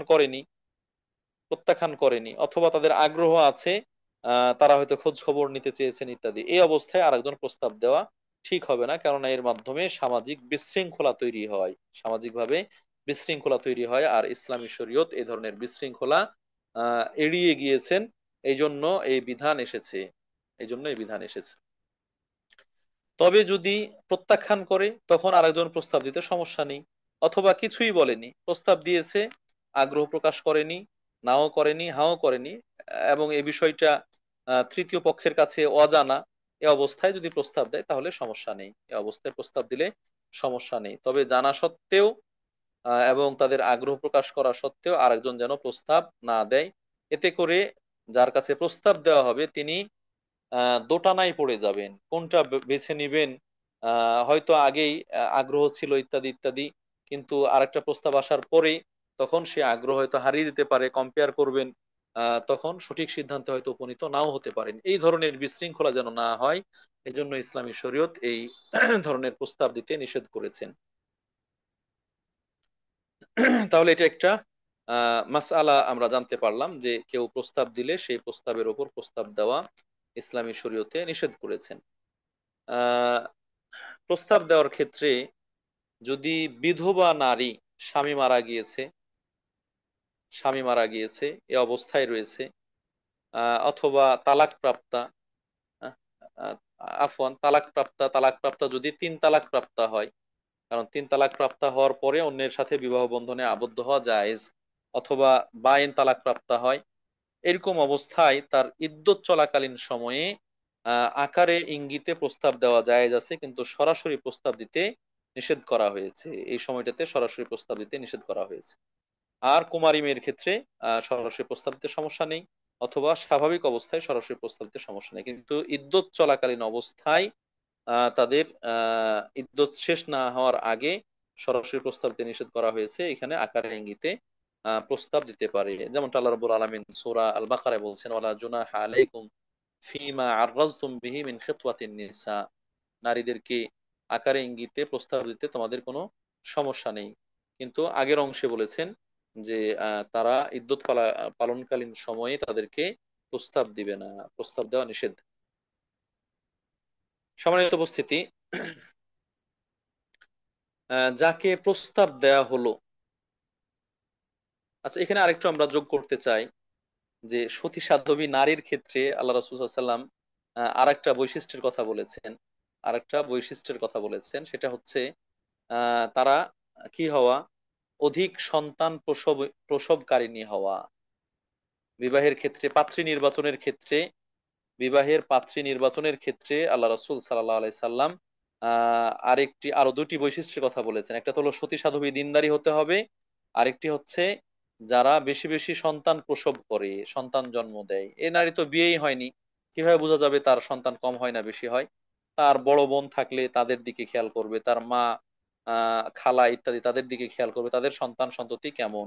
যাদের এরকম বেশি সন্তান প্রসব করার কি রয়েছে, প্রমাণ রয়েছে, এইরকম দিনদার অধিক সন্তান প্রসবকারিণী নারীদেরকে বিয়ে করবে। আরেকটা হচ্ছে আল ওয়াদুদ, যারা প্রেমময়ী, যারা স্বামী ভক্ত, স্বামীদের আনুগত্য করে ইত্যাদি ইত্যাদি, এরকম প্রেমময়ী স্বামী ভক্ত দয়ালু নারীদেরকে বিয়ে করার চেষ্টা করবে। রাসূলুল্লাহ সাল্লাল্লাহু আলাইহি সাল্লাম এই পরামর্শ দিয়েছেন। আরেকটি পরামর্শ হচ্ছে পাত্রী নির্বাচনের ক্ষেত্রে, যে পাত্রী যদি কুমারী হয়, পাত্রী যদি কুমারী হয় সেটাই ভালো, পাত্রী যদি কুমারী হয় সেটাই ভালো। কিন্তু ক্ষেত্র বিশেষে বা প্রয়োজন বিশেষে যদি বিধবা হয় অথবা তালাক প্রাপ্তা হয়, তাহলে তাদেরকে বিয়ে করা জায়েজ আছে, তাহলে তাদেরকে বিয়ে করা যায়। এরকম না যে বিধবা বিয়ে করা এটা খারাপ কিছু, দোষের কিছু, এমনটা ঠিক নয়। এমনি কুমার পুরুষের জন্য কুমারী নারীকে বিয়ে করাই হচ্ছে ভালো, যেহেতু এর মাধ্যমে নিজেদের মধ্যে ভালোবাসা, বোঝাপড়াটা অনেক বেশি মজবুত হয়।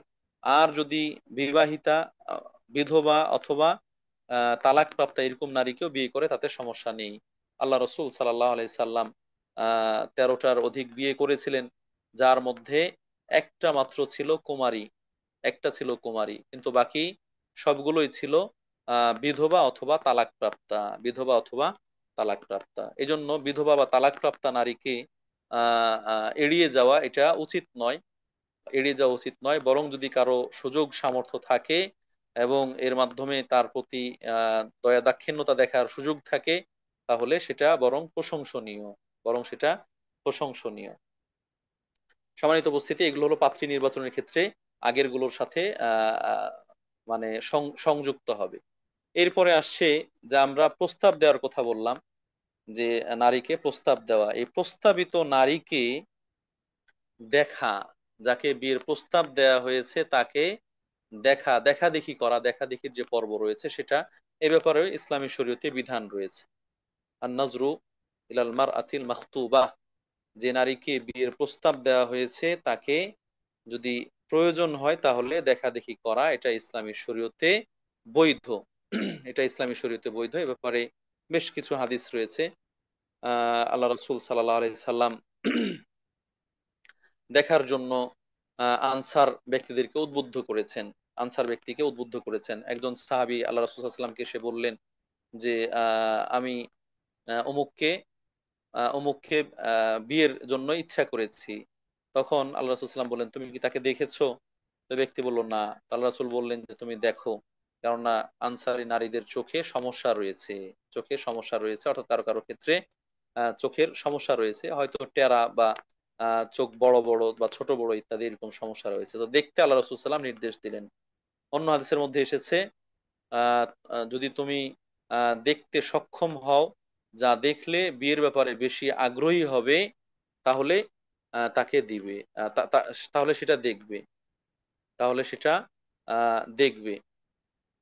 এই জন্য আল্লাহ রসুল সাল্লাল্লাহু আলাইহি ওয়াসাল্লাম দেখার ব্যাপারে বলেছেন। হাদিসের মধ্যে এসেছে, ইদা খাতাবা আহাদুকুমুল মারআতা ফাইন ইসতাতা আন ইয়ানজুরা ইলা মা ইয়াদউহু ইলা নিকাহিয়া ফালিয়াফআল। যখন তোমাদের কেউ কোনো নারীকে বিয়ের প্রস্তাব দেয়, এরপরে যদি ওই নারীকে দেখতে সক্ষম হয়, যা দেখলে সে বিয়ের জন্য আগ্রহী হবে, তাহলে সে যেন তাই করে, তাহলে সে যেন তাই করে। অনুরূপভাবে আল্লাহ রাসূল সাল্লাল্লাহু আলাইহি সাল্লামের কাছে একজন নারী এসে বলল যে, আল্লাহ রাসূল, আমি আপনাকে আমাকে আপনার কাছে সোপর্দ করে দিলাম। আল্লাহ রাসূল সাল্লাল্লাহু আলাইহি সাল্লাম চেহারা তার মাথা থেকে পা পর্যন্ত দেখলেন, মাথা থেকে পা পর্যন্ত তাকিয়ে দেখলেন। তো এইভাবে দেখার বিষয়টা ইসলামী শরীয়তে প্রমাণিত। দেখার বিষয়টা ইসলামী শরীয়তে প্রমাণিত, কিন্তু কতটুকু দেখবে, কিন্তু কতটুকু দেখবে, দেখার ব্যাপারে কি দেখবে? যেহেতু এই দেখার মাধ্যমে দাম্পত্য জীবনে সুখ স্বাচ্ছন্দ্য বৃদ্ধি পায়, বেশি আসে, এবং পরবর্তীতে আহ দেখিনি এরকম অজুহাতে আফসোস করার, আক্ষেপ করার অথবা দাম্পত্য জীবনে কলহ করার যেন সুযোগ না থাকে, এজন্য দেখবে, কতটুকু দেখবে। দেখার ব্যাপারে ইসলামিক স্কলারগণ বিভিন্ন মন্তব্য উপস্থাপন করেছেন। বাকি কোরআন এবং হাদিসের দৃষ্টিতে যেটা বোঝা যায় সেটা হলো আহ নারীর সৌন্দর্য এবং স্বাস্থ্য, নারীর সৌন্দর্য এবং গঠনগত বা স্বাস্থ্যগত বিষয় জানার জন্য আহ পুরুষ পুরুষ তার চেহারা, মুখমণ্ডল, চেহারা বলতে মুখমণ্ডল, দুই হাতের কফজি পর্যন্ত এবং দুই পায়ের পাতা পর্যন্ত, দুই পায়ের পাতা যেটা বলা হয় অগ্রভাগ, এতটুকু দেখার অনুমতি রয়েছে, এতটুকু দেখার অনুমতি রয়েছে। তাহলে কার জন্য? যে বিবাহের প্রস্তাব দিয়েছে বা বিয়ে করতে চায়, এই পুরুষের জন্য নারীর মুখমণ্ডল, দুই হাতের কবজি পর্যন্ত এবং দুই পায়ের পাতা অগ্রভাগ, টাকনু থেকে অগ্রভাগ, এতটুকু দেখার অনুমতি রয়েছে। এতটুকু দেখলে একজন নারী সুন্দর না অসুন্দর, সে স্বাস্থ্যবান না আহ আহ, চিকনি, সেটা সহজেই অনুমান করা যায়, সহজে অনুমান করা যায়। এই জন্য এতটুকু দেখার অনুমতি দেওয়া হয়েছে, এতটুকুর সুযোগ রয়েছে, বৈধতা রয়েছে। আহ এর বাইরে কেউ কেউ বলেছেন পুরো শরীর দেখা ইত্যাদি ইত্যাদি, সেগুলো ঠিক নয় এবং এগুলো বাড়াবাড়ি বা সীমা লঙ্ঘন। এখন আমাদের সমাজে এই পাত্রী দেখা দেখির বিষয়ে আহ এক দল যায়, এক দল ধরে যায়, ছেলে যায়, ছেলের দুলাভাই যায়, বোন জামাই যায়, আবার ছেলের বাবা যায়, চাচা যায়, চাচাতো ভাই ইত্যাদি ইত্যাদি অনেকে যায়। ছেলে পক্ষ থেকে ছেলে পরিবারের মহিলা যারা আছে, তাদের এই কনে দেখতে, পাত্রী দেখতে সমস্যা নেই, যেহেতু এক মহিলা আর এক মহিলাকে দেখতে পারে, তাদের ক্ষেত্রে পর্দা নেই, সেই হিসেবে তারা দেখতে পারে। কিন্তু যে বিবাহ করবে পাত্র, সেই পাত্র ছাড়া আর অন্য যারা আছে তারা কেউই দেখতে পারবে না, তারা কেউই দেখতে পারবে না, কেননা তারা সবাই হচ্ছে নন মাহারাম, এরা কেউ মাহারাম নয়, আর মাহারাম ছাড়া দেখা জায়েজ নেই। অতএব ছেলের বাবাও তাকে দেখতে পারবে না, ছেলের সাথে তো এখনো বিয়ে হয়নি, সেই হিসেবে তার পুত্রবধূ নয়, আর পুত্রবধূ না হলে মাহারাম নয়। অতএব ছেলের বাবাও বিয়ের আগে পাত্রীকে দেখতে পারবে না, শুধু ছেলে দেখবে। এবং ছেলের সাথে যদি নারী থাকে, মহিলা থাকে, ছেলের মা, বোন, ভাবি ইত্যাদি, তারা দেখতে পারে, তাতে কোনো সমস্যা নেই। তবে এই দেখা দেখিটা হতে হবে আহ মেয়ের অভিভাবকের উপস্থিতিতে। মেয়ের অভিভাবকের উপস্থিতি, হয়তো মেয়ের বাবা আছে, অথবা ভাই আছে, অথবা বোন আছে, মা আছে, ইত্যাদি ইত্যাদি। তাদের উপস্থিতিতে কোনোভাবেই নারী মানে পাত্র আর পাত্রীকে নির্জনে মিলিত হওয়ার সুযোগ দেওয়া যাবে না। নির্জনে মিলিত হওয়ার সুযোগ দেওয়া যাবে না। এখন যেটা ট্রাডিশন হয়ে গিয়েছে, পাত্রে দেখতে গেলে দেখা দেখির পর্ব মোটামুটি আহ উপস্থিত সবাই দেখা দেখি হয়। এরপরে ছেলে আর মেয়েকে আর এক ঘরে পাঠায় নিজেদের কথা বলার জন্য, ছাদে পাঠায় নিজেরা কথা বলার জন্য, দেখা দেখি করার জন্য। সম্মানিত উপস্থিতি, এটি বৈধ নয়। এটি বৈধ নয়। যদি যেতেই হয় আলাদাভাবে, তাহলে যেন ওই মেয়ের সাথে মেয়ের বাবা থাকে, অথবা ভাই থাকে, অথবা তার সাথে অন্য মা থাকে বা মেয়ের বোন থাকে, যাদের উপস্থিতিতে ছেলে এবং মেয়ে নির্জন এটা প্রমাণ না হয়, ছেলে এবং মেয়ে নির্জনে আছে এটা প্রমাণিত না হয়। কেননা বিয়ের আগে নির্জনে মিলিত হওয়া এটা না জায়েজ, এটা জায়েজ নয়, এটি অবৈধ। অনেকেই যুক্তি দিবেন যে তাদের মধ্যে বোঝাপড়া আছে, নিজেরা বোঝাপড়া করবে, একজন আরেকজন ব্যাপারে জানবে, শুনবে, ইত্যাদি ইত্যাদি। এগুলো অগ্রহণযোগ্য। যদি বোঝাপড়া করতেই হয়, তাহলে নারীর নিরাপত্তা বিধানের জন্য ইসলামী শরীয়তের যে বিধান, তার বাবার সামনে বা ভাইয়ের সামনে, অথবা অন্য কোনো নারী, তার মা বোন ইত্যাদি, তাদের উপস্থিতিতে বলবে, তাদের উপস্থিতিতে বলবে, কিন্তু বিয়ের আগে নির্জনে মিলিত হওয়ার সুযোগ নেই। সম্মানিত উপস্থিতি, এই বিষয়টা খেয়াল করা দরকার। দ্বিতীয়ত হচ্ছে, যেটা গত সপ্তাহেও আমরা কারো কারো প্রশ্ন পেয়েছি এবং আলোচনা এসেছে, আমরা এই সপ্তাহে বলবো বলে বলেছিলাম, যে বিবাহের প্রস্তাব দেওয়ার পরে হয়তো সম্মত, ছেলে পক্ষ মেয়ে পক্ষ উভয় সম্মত, পছন্দ হয়েছে, বর কনে পছন্দ হয়েছে, উভয় পরিবারেরও পছন্দ হয়েছে, এখন বিবাহ হয়নি। বিবাহ হয়নি, একটা সময় নিয়েছে, হয়তো কারো পরীক্ষা আছে, কারো চাকরি বাকরি আছে, কেউ বিদেশে আছে, কেউ দেশে আছে, এইভাবে মিলে বিয়ের এখনো দেরি আছে। এই সময়টাতে এখন নতুন পরিভাষা বের হয়েছে, প্রিয়নসী, আরো কি কিনা ইত্যাদি। বিয়ের প্রস্তাব দেওয়া হয়েছে, এঙ্গেজমেন্ট করা হয়, এঙ্গেজমেন্ট করা হয়েছে, বিয়ে হয়নি, এঙ্গেজমেন্ট করার মাধ্যমে অথবা কথাবার্তা ফাইনাল হয়েছে, এই অবস্থায় নারী আর পুরুষ বা পাত্র আর পাত্রী নির্জনে মিলিত হয়, সাক্ষাৎ করে, ডেটিং এ পার্কে যায়, ঘুরতে যায়, আবার এখন মোবাইলের মাধ্যমে অফ স্ক্রিনে অথবা ওয়ান স্ক্রিনে ভিডিও বা অডিও ঘন্টার পর ঘন্টা কথা হয়, ক্যান্টিনে অথবা রেস্টুরেন্টে খেতে যায়, ঘুরতে যায়, ইত্যাদি ইত্যাদি। এগুলো সব হারাম, এগুলো সব হারাম, এগুলো নিষিদ্ধ, এগুলো হচ্ছে নিষিদ্ধ। যখন বিবাহ হবে তখন স্বামী স্ত্রী, বিবাহ সংঘটিত হওয়ার আগ পর্যন্ত তারা অপরিচিত, আজনাবি, নন মাহারাম। তখন তারা নন মাহারাম। নন মাহারামের সাথে যেরকম কথা বলা, দেখা করা, ইত্যাদি ইত্যাদি, সেগুলো না জায়েজ, এর সাথেও সেগুলো না জায়েজ। শুধুমাত্র যদি দেখতেই হয়, তাহলে আগে যে দেখার প্রক্রিয়ার কথা বললাম সেইভাবে দেখতে পারে। দেখতে হয় বলে বারবার দেখবে, একাধিকবার দেখবে, এরকম দেখারও সুযোগ নেই। সম্মানিত উপস্থিতি, এই যে অপরাধটা, এটাকে অনেকে অপরাধ মনেই করে না আমাদের মুসলিম সোসাইটিতে। মুসলিম সোসাইটি, মুসলমান দাবি করে, এদের মধ্যেও এই ধরনের প্রবণতা দেখা গিয়েছে, যে এঙ্গেজমেন্ট হয়ে গেছে, তাদের তো বিয়ে হবেই, সেই হিসেবে তারা যাচ্ছে, আসছে, কথা বলছে, চ্যাট করছে, ইত্যাদি ইত্যাদি, লম্বা সময় ধরে, কেউ 2 মাস, 3 মাস, 5 মাস, 1 বছর, আরো কম বেশি এরকম। অনেকেই যুক্তি দেখা তাদের মধ্যে বোঝাপড়া, আন্ডারস্ট্যান্ডিং, ইত্যাদি ইত্যাদি, সেগুলোর জন্য তারা এমনটা করছে। এগুলো কোনোটাই জায়েজ নেই, বরং এইগুলো অবৈধ জেনা হিসেবে গণ্য হবে। মুখের জেনা, চোখের জেনা, তারপরে আরো যা আছে যে ধরনের, সেগুলো জেনা হিসেবে, জেনা ব্যভিচার হিসেবে গণ্য হবে। এটা কখনোই বৈধ নয়, কখনো বৈধ হতে পারে না। অনেকে মার্কেটিং এর কথা বলেন, যে মার্কেট করতে যায়, বিয়ের মার্কেট করে, বিয়ের মার্কেট করে, করবে, সমস্যা নেই। ছেলের মেয়ের সাথে মেয়ের অভিভাবক থাকবে, মেয়ের অভিভাবক থাকবে, মেয়ে পর্দা করে থাকবে, যেন কোনোভাবেই এই এঙ্গেজমেন্ট হয়েছে বা কথা পাকাপাকি হয়েছে, এই জন্য দুজনে কাছাকাছি থাকার, উঠার, বসার, কথা বলার সুযোগ না পায়, যেটা একজন নন মাহরাম নারী পুরুষের জন্য জায়েজ নেই। নন মাহরাম নারী পুরুষের জন্য জায়েজ নেই, এদের জন্য এরকম জায়েজ হবে না। সম্মানিত উপস্থিতি, এই বিষয়গুলোকে খেয়াল করা দরকার, এই বিষয়গুলোকে খেয়াল করা দরকার।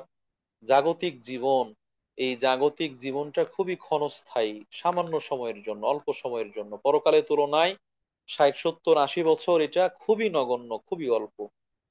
কিন্তু এই অল্প সময়ে আমরা এমন এমন সামাজিক প্রথা, রীতিনীতি, আচার অনুষ্ঠান, প্রচলন তৈরি করেছি, যাতে মনে হয় যে আমরা যেন অনন্তকাল এখানে বেঁচে থাকবো, অনন্তকাল এখানে বেঁচে থাকবো। এবং এই 60 70 বছর বেঁচে থাকাটাকে আমাদের দৃষ্টিতে, আমাদের বিবেচনায় স্বাচ্ছন্দ্যপূর্ণ করার জন্য আমরা নিজেদের মন গড়া প্রবৃত্তির অনুসরণ করে, নিজেরা তৈরি করে এমন এমন রীতিনীতি বানিয়ে নিয়েছি যেগুলো ইসলামের সাথে সাংঘর্ষিক, যেগুলো ইসলামের সাথে যায় না, ইসলামী অনুমোদন নেই, ইসলামী শরীয়তের পরিপন্থী, এরকম কাজগুলো করছে। এবং দেখা যায় যে ধার্মিক বাবা মা হজ করে এসেছে মাত্র, অথবা হজ করতে যাবে, এই ধরনের বাবা মাও এই বিষয়গুলোকে অনুমোদন দেন, এই বিষয়গুলোকে সম্মতি দেন। কেন? যে বিয়ে তো আর বারবার হয় না, একবারই হচ্ছে, বিয়ে তো একবারই হচ্ছে, বারবার হয় না। একটু আনন্দ করুক, একটু বিনোদন করুক, একটু ঘুরুক, একটু ফিরুক, এইভাবে করুক, ওইভাবে করুক, ইত্যাদি ইত্যাদি, ওরাই তো ঘর সংসার করবে। এইগুলো বলে এই ধরনের অপকর্মগুলোকে, অপসংস্কৃতিগুলোকে, আহ আপনার ইসলাম বহির্ভূত যে সকল কর্মকাণ্ড আছে সেগুলোকে অনুমোদন দেওয়া হয়। আল্লাহ আকবার। একজন মুমিন ও মুসলিম হিসেবে তার প্রত্যেকটা কাজ, প্রত্যেকটা কর্ম, সকল সময়ে চেষ্টা করবে যেন এটা ইসলাম পরিপন্থী কোনো কাজ না হয়, এটা গর্হিত কোনো কাজ না হয়, গর্হিত কোনো কথা না হয়, গর্হিত কোনো আচরণ না হয়, আমল সালেহ, ভালো কাজের মধ্য দিয়ে পার হয়, সেটা করার চেষ্টা করতে হবে। সম্মানিত উপস্থিতি, অতএব এই ধরনের আহ আন্ডারস্ট্যান্ডিং, বোঝাপড়া করার জন্য, অথবা প্রিয়ন্সি, অথবা তার সাথে আমার প্রস্তাব দেওয়া হয়েছে, বিয়ে হবে, কথা পাকাপাকি হয়েছে, এইগুলোর দোহাই দিয়ে এই ধরনের অপকর্মগুলো করার কোনো সুযোগ নেই। এগুলো ইসলামী শরীয়তে হারাম এবং নিষিদ্ধ। আল্লাহ তাআলা আমাদেরকে হেফাজত করুন এবং হেদায়েত দান করুন, আমিন। বিয়ের ক্ষেত্রে কিছু আনুষ্ঠানিকতা আছে, যেমন গায়ে হলুদ, তারপরে হচ্ছে ইজাব কবুল, মোহরান যেটা বলে কাবিন, কাবিনের অনুষ্ঠান, তারপরে হচ্ছে বউ ভাতের অনুষ্ঠান। এই সকল বিষয়গুলোতে যেই এলাকায়, যেই সমাজে যে রীতি চালু আছে, সেটা যদি ইসলামের সাথে সাংঘর্ষিক না হয় তাহলে সেটা জায়েজ, তাহলে সেটা জায়েজ। আর যদি ইসলামের সাথে সাংঘর্ষিক হয় তাহলে সেটা না জায়েজ। যেমন হলুদ মাখা, এটা বর বা কনেকে হলুদ মাখানো, এটা জায়েজ। যদি কোথাও রীতি থেকে থাকে তাহলে ইসলামী শরীয়তে এটা নিষেধ নেই, নিষেধ নেই। হলুদ মাখাবে কেন? সৌন্দর্যের জন্য। হলুদ মাখালে, গায়ে হলুদ মাখালে গা উজ্জ্বল হয়, ত্বক উজ্জ্বল হয়, তাহলে সৌন্দর্যের জন্য হলুদ মাখাবে। এই হলুদ মাখা এটা জায়েজ হতে পারে। কিন্তু যদি এটা মনে করা হয় যে না, বিয়েতে হলুদ লাগবেই, যেমন হিন্দুরা মনে করে, তাহলে এটা তাদের অনুসরণে হলে এটা না জায়েজ। সৌন্দর্যের জন্য যদি হয় তাহলে জায়েজ, কিন্তু তাদের অনুসরণে হলে না জায়েজ। অন্যরা করে, বিধর্মীরা করে, সেই আলোকে করছে, তাহলে এটা না জায়েজ। মান তাশাব্বাহা বিকওমিন ফাহুয়া মিনহুম, যে যাদের সাথে সাদৃশ্য রাখবে তারা তাদের অন্তর্ভুক্ত হবে। তাহলে ওই অবস্থায় করা যাবে না। আবার সৌন্দর্যের জন্য হলুদ মাখা জায়েজ, কিন্তু ছেলের বিয়ে, হ্যাঁ, পুরুষ মানুষ তার বিয়ে, এই পাত্রকে বা বরকে হলুদ মাখাতে কনে পক্ষের লোকজন আসে, কনে পক্ষের লোকজন আসে, অথবা পাত্রীকে হলুদ মাখাতে বর পক্ষের লোকজন যায়, ঘটা করে অনুষ্ঠান করে তার গালে, গায়ে, হাতে ইত্যাদিতে হলুদ মাখিয়ে দিয়ে আসে। এই যে দেখা, টাচ ইত্যাদি, এইগুলো সম্পূর্ণ নাজায়েজ, সম্পূর্ণ নাজায়েজ। অথবা কেউ কোনো পক্ষে গেল না, ছেলে পক্ষকে, ছেলের খালাতো বোন, মামাতো বোন, ফুফাতো বোন, ভাবি, চাচি, হ্যাঁ, এরা হলুদ মাখিয়ে দিচ্ছে, এগুলো নাজায়েজ, এটা নাজায়েজ। যদি মাখাতেই হয়, পুরুষ মানুষ ছেলে ছেলেকে মাখিয়ে দিবে, অথবা ছেলের বোন মাখিয়ে দিবে, বা ছেলের মা মাখিয়ে দিবে, ছেলের ফুফু বা খালা যারা মাহরাম তারা মাখিয়ে দিবে, সমস্যা নাই। অন্যভাবে মেয়ের ক্ষেত্রেও মেয়ের বোন মেয়েকে মাখিয়ে দিবে, অথবা মেয়ের ভাবি মাখিয়ে দিবে, ইত্যাদি ইত্যাদি। তারা মেয়ের ভাই বা মেয়ের বাবা মাখিয়ে দিতে পারে, যতটুকু টাচ করার সুযোগ আছে, দেখার সুযোগ আছে, অতটুকুর মধ্যে, এর বাইরে নয়। তাহলে বিষয়টা দাঁড়ালো যে এই রীতি, হলুদ মাখামাখির রীতি, গায়ে হলুদ, এটা জায়েজ সৌন্দর্য বর্ধনের জন্য, তবে যেন ইসলামী শরীয়তের সাথে সাংঘর্ষিক না হয় এবং বিধর্মীদের অনুসরণে না হয়। দ্বিতীয়ত, আহ এই কাবিনের যে অনুষ্ঠান, ছেলে এবং মেয়ে এক জায়গায় বসা, পাত্র একদিকে পাত্রী আর একদিকে, বর পক্ষের লোকজন আসা, বরযাত্রী আসা, ইত্যাদি ইত্যাদি, এইগুলো, এগুলোর ক্ষেত্রেও ইসলামের যে রীতি, সামাজিক যে রীতি, সেটা যদি ইসলামের সাথে সাংঘর্ষিক না হয় তাহলে জায়েজ। ছেলে পক্ষের মেয়ে পক্ষের লোকজনের উপস্থিতি থাকবে, যেটাকে দুজন সাক্ষী বলা হয়েছে, আরো বেশি থাকতে পারে, সমস্যা নেই। কিন্তু বরযাত্রী হিসেবে 10টা 20টা মাইক্রো ভাড়া করে অথবা মিনি বাস ভাড়া করে অথবা আরো এইভাবে ওইভাবে আসলো, মেয়ে পক্ষের ওপর চাপিয়ে দিল যে আমার বংশ বড়, আত্মীয় স্বজন অনেক, আমার এদের আপ্যায়ন করতে হবে, একটা মাত্র ছেলে, তার বিয়ে, একটা মাত্র এই তার বিয়ে, এইভাবে এটা চাপিয়ে দেওয়া, এটা নিষেধ, এটা জুলুম, এটা অন্যায়। যদি স্বাচ্ছন্দ্যে স্বেচ্ছায় কোনো প্রকার চাপ অথবা আগ্রহ ইত্যাদি প্রকাশ করা ছাড়াই স্বেচ্ছায় যদি তারা বলে যে আপনারা আপনাদের জায়গা থেকে এরকম সংখ্যক নিয়ে আসতে পারেন, আমাদের পক্ষ থেকে আপত্তি নেই, তাহলে সেটা ঠিক আছে, তাহলে সেটা জায়েজ। কিন্তু যদি জোরপূর্বক অথবা চাপিয়ে দিয়ে করা হয়, তাহলে সেটা জুলুম হবে, সেটা অন্যায় হবে। দ্বিতীয়ত, বরযাত্রীরা এসে একই স্টেজে একই প্যান্ডেলে বসবে, ছেলে মেয়ে থাকবে সবার উপস্থিতিতে, এগুলো কতটুকু জায়েজ? যদি মাহরাম হয় তাহলে জায়েজ, কিন্তু নন মাহরাম যারা, ছেলে মেয়ের অবাধ বিচরণ, পর্দার বালাই নাই, এরকম হয় তাহলে সেগুলো না জায়েজ, সেগুলো না জায়েজ। বিয়ে পড়ানোর ক্ষেত্রে, বিয়ে পড়ানোর ক্ষেত্রে যে রীতি, যে এখানে দুটো দিক, একটা হচ্ছে কাজীর মাধ্যমে রেজিস্ট্রি করা হয়, দেশের যে আইন আছে নিয়ম আছে সেটা যদি যতটুকু বৈধতার মধ্যে আছে ততটুকু করা যাবে, সমস্যা নেই। কিন্তু নিজেরা কোনো নিয়ম নীতি বানিয়ে নিয়ে সেভাবে করা, সেগুলো হচ্ছে নিষেধ। যেমন কনের কাছে গিয়ে তাকে এইগুলো বলে তার কাছ থেকে কবুল বলা, এটা শুনতে হবে, সাক্ষী দুজন যাবে, তারা শুনবে, উকিল শুনবে, ইত্যাদি ইত্যাদি, তারা শুনে এসে আবার ছেলের কাছে বলবে, এই যে প্রথা, এটা ঠিক নয়, এটা ঠিক নয়। বরং কনের সম্মতি নিয়ে আসবেন কনের অভিভাবক, পিতা থাকলে পিতা, বাবা অথবা ভাই অথবা চাচা অথবা দাদা, যারা যেভাবে অভিভাবক হওয়ার সুযোগ রাখেন পুরুষরা, সেই অভিভাবক মেয়ের কাছ থেকে সম্মতি নিয়ে আসবেন। আগেই সম্মতি দিয়ে তারপরও আনুষ্ঠানিকভাবে হয়তো সম্মতি নিয়ে আসতে পারেন, তোমার বিয়ে পড়াতে যাচ্ছি বা ইত্যাদি ইত্যাদি, বা বিয়ে হচ্ছে, বরপক্ষ এসেছে, আমরা ইজাব কবুল করব, এই ধরনের কিছু তাকে বলে আসলো।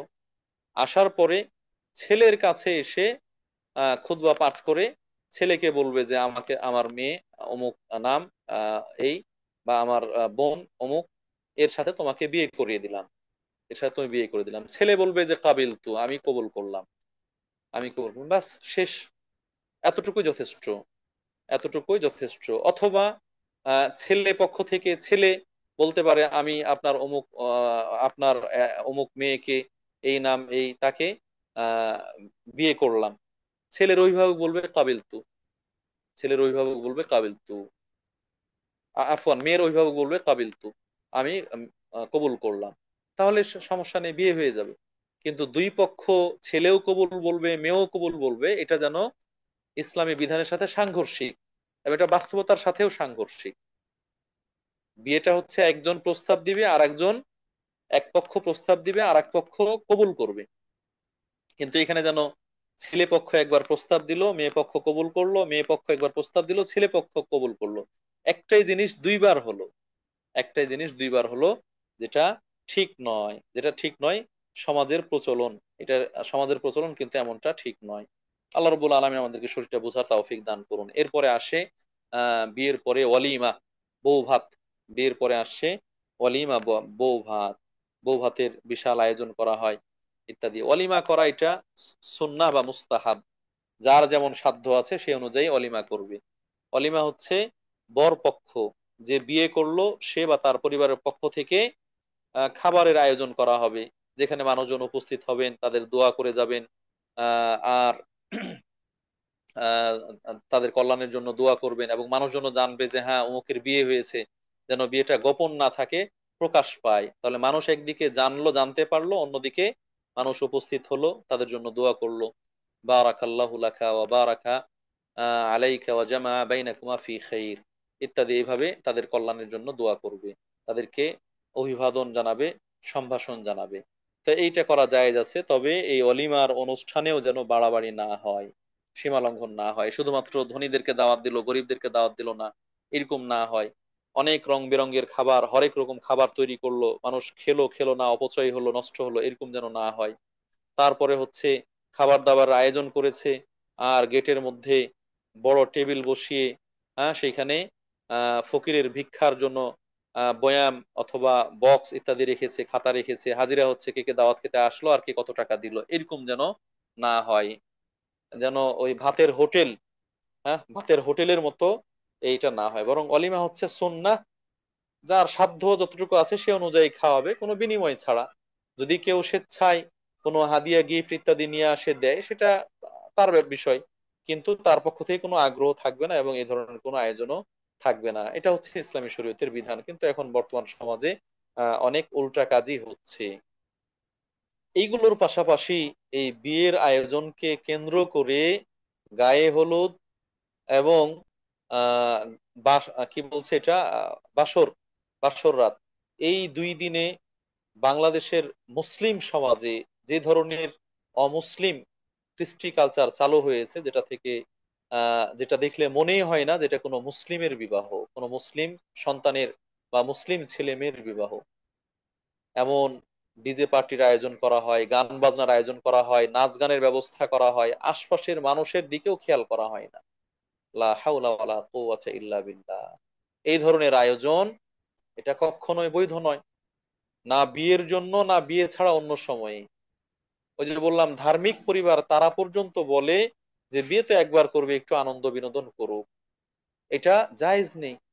না ঈদের দিন জায়েজ, না বিয়ের দিন জায়েজ, কোনোদিনই জায়েজ নেই। গান বাজনা হারাম, এটা হারামই, এটা হারাম। সম্মানিত উপস্থিতি, অতএব বিয়েটা যেহেতু ইসলামী একটি বিধান, সেই বিয়েটাকে ইসলামের আলোকেই সম্পন্ন করা দরকার। এবং যে সকল এই ধরনের অনইসলামিক বিধিবিধান রয়েছে, সেগুলোকে এড়িয়ে যেতে হবে, পরিহার করতে হবে, এগুলো থেকে বেরিয়ে আসতে হবে। আল্লাহ রাব্বুল আলামিন আমাদেরকে হেফাজত করুন, আমিন। ভিডিও করা এবং সেগুলো ভিডিও রিল বানিয়ে, হ্যাঁ ডিস্ক বানিয়ে মেমোরিতে মেমোরিতে নিয়ে পরবর্তীতে একসাথে সবাই দেখা, ইত্যাদি ইত্যাদি, এইগুলো অশ্লীলতা এবং বেহায়াপনারই নামান্তর। এগুলো নির্লজ্জতার পরিচায়ক, নির্লজ্জতার পরিচায়ক। যেখানে কে কি করলো না করলো ইত্যাদি ইত্যাদি সেগুলো খেয়াল করা হয়, এবং সেগুলোর মধ্যে আরো বিভিন্ন ধরনের গান বাজনা ইত্যাদি দিয়ে রিমিক্স করা হয়, সেগুলোকে রিমেক করা হয়। আল্লাহ রাব্বুল আলামিন এই ধরনের নোংরামি, এই ধরনের অশ্লীলতা, এগুলো থেকে হেফাজত করুন। খেয়াল করতে হবে, আল্লাহ রাসূল সাল্লাল্লাহু আলাইহি ওয়াসাল্লাম বলছেন, যেই বিয়েতে খরচ কম হবে সেই বিয়ে বরকতময় হবে, সেই বিয়ে বরকতপূর্ণ হবে। যত খরচ কম হবে তত বরকত বেশি হবে। এই জন্য এই ধরনের জিনিসগুলো, লাইটিং করা, আরো যেগুলো রয়েছে, এগুলো থেকে আমাদেরকে বিরত থাকতে হবে, যেন বিবাহটা সত্যিকার অর্থে ইসলামের বিধান পালন করেই হয়, ইসলামী আলোকেই হয়। এর মাধ্যমে একটা ইসলামের বিধান পালন হলো, এবং একটা মুসলিম দম্পতি, এক যুগল, তারা একটা বৈধ সম্পর্ক শুরু করতে যাচ্ছে, একটা সুন্দর জীবন শুরু করতে যাচ্ছে, সেই হিসেবে তাদের জন্য শুভকামনা থাকবে, দোয়া থাকবে, ইত্যাদি ইত্যাদি। কিন্তু এই ধরনের অশ্লীলতা, বেহায়াপনা, এগুলো দিয়ে যেন সেগুলোকে নস্যাৎ করে দেওয়া হয়, এমনটা যেন না হয়। আল্লাহ তাআলা আমাদেরকে হেফাজত করুন। সম্মানিত উপস্থিতি, আর আলোচনা না বাড়িয়ে আজকে আমরা পাত্রপাত্রী নির্বাচন, প্রস্তাব দেওয়া এবং প্রস্তাবের সাথে সংশ্লিষ্ট কিছু বিধিবিধান আলোচনা করলাম, যতটুকু করলাম। আল্লাহ রাব্বুল আলামিন আমাদের জাগতিক জীবনে এই বিধানগুলো পালনের সময় যেন আমরা যথাযথ কোরআন ও সহিহ হাদিসের আলোকে পালন করি, আল্লাহ সে তৌফিক দান করুন। সকল ধরনের অশ্লীলতা, বেহায়াপনা, অন ইসলামিক কার্যক্রম, কৃষ্টি কালচার, সেগুলো থেকে আল্লাহ রাব্বুল আলামিন আমাদেরকে হেফাজত করুন, আমিন, আল্লাহুম্মা আমিন। আল্লাহ, আমরা এই বলে আমাদের আলোচনা শেষ করছি। আলোচনা শেষাংশে দোয়া করছি যারা দীর্ঘ সময় ধরে কষ্ট করে আমাদের সাথে যুক্ত আছেন, আল্লাহ রাব্বুল আলামিন তাদেরকে উত্তম জাযা দান করুন, তাদের জ্ঞান বাড়িয়ে দিন, এবং আমরা যা জানতে পারলাম সেটা যেন আল্লাহর সন্তুষ্টি লাভের নিমিত্তেই আমল করতে পারি, আল্লাহ রাব্বুল আলামিন সে তৌফিক দান করুন। যারা অসুস্থ আছেন, আল্লাহ রাব্বুল আলামিন তাদেরকে সুস্থতা দান করুন। বিশেষ করে কয়েকজন দিনী বোনের নাম উল্লেখ করে আফসানা আপু দোয়া চেয়েছেন, দোয়া করার কথা বলেছেন। আমি নাম নাই বললাম, আমরা তাদের জন্য বিশেষভাবে, এবং যারা দোয়া চাননি তাদের জন্য দোয়া করছি। আল্লাহ রাব্বুল আলামিন সকল অসুস্থদেরকে পরিপূর্ণ সুস্থতা দান করুন। সকল মুসলিম অসুস্থ ব্যক্তিদেরকে আল্লাহ রাব্বুল আলামিন পরিপূর্ণ সুস্থতা দান করুন। একদিন বোন মারা গিয়েছেন, তার জন্য দোয়া চেয়েছে। ওই দিনী বোন সহ অন্যান্য সকল মুসলিম দিনী ভাই বোনদেরকে আল্লাহ রব্বুল আলামিন মাফ করে দিন। মুসলিম মৃতদের ভুল ত্রুটিগুলোকে আল্লাহ রব্বুল আলামিন মাফ করে দিন। আল্লাহ রব্বুল আলামিন কবরে আযাব মাফ করে দিন, কবরকে জান্নাতের সাথে সম্পৃক্ত করে দিন। আল্লাহ রব্বুল আলামিন, অনেক অভাবী মানুষ রয়েছে যারা দুনিয়ায় চলতে ফিরতে অনেক কষ্টের সম্মুখীন, তাদেরকে আপনি সচ্ছলতা দান করুন, তাদের অভাব দূর করে দিন, বৈধ রিজিক দান করুন, হালাল রিজিক দান করুন। আল্লাহ রাব্বুল আলামিন, অনেক মা ও বোনেরা তাদের দাম্পত্য জীবনে বিভিন্ন কলহের মধ্যে আছে, অশান্তির মধ্যে আছে, যেন দুনিয়ায় তাদের পরিবার এটা নরকে পরিণত হয়েছে। আল্লাহ রাব্বুল আলামিন তাদেরকে সেই বিপদ থেকে উদ্ধার করুন, হেফাজত করুন, শান্তিপূর্ণ সমাধান দান করুন। আল্লাহ রাব্বুল আলামিন, বিশ্বব্যাপী মুসলিমরা বিভিন্নভাবে নির্যাতিত নিষ্পেষিত হচ্ছে। বিশেষ করে ফিলিস্তিন, মায়ানমার, আরাকান ইত্যাদি বিভিন্ন অঞ্চলে মমিন ও মুসলিমরা ইহুদি খ্রিস্টান বিধর্মীদের মাধ্যমে লাঞ্ছিত, অপমানিত, নির্যাতিত, নিগৃহীত, নিষ্পেষিত হচ্ছে। এমনকি জীবন ধারণের জন্য যে প্রয়োজনীয় খাবার দাবার সেগুলো থেকে তাদেরকে বঞ্চিত করা হচ্ছে। আল্লাহ রাব্বুল আলামিন, আপনি এই সকল নির্যাতিত, অসহায়, মাজলুম মুসলিমদের সহায় হয়ে যান, তাদের জন্য সাহায্যকারী হিসেবে তাদের যথাযথ সাহায্য করুন, তাদের বিপদ থেকে উদ্ধার করুন। বিশ্ব ইসলাম এবং মুসলিমদেরকে বিজয় দান করুন, সমুন্নত করুন। আল্লাহ রাব্বুল আলামিন, মুসলিমদের মধ্যে ইসলামী যে ভ্রাতৃত্ববোধ সেটি প্রতিষ্ঠিত করুন, পরস্পরের মধ্যে ভালোবাসা, আন্তরিকতা, হৃদ্যতা সেগুলো দান করুন।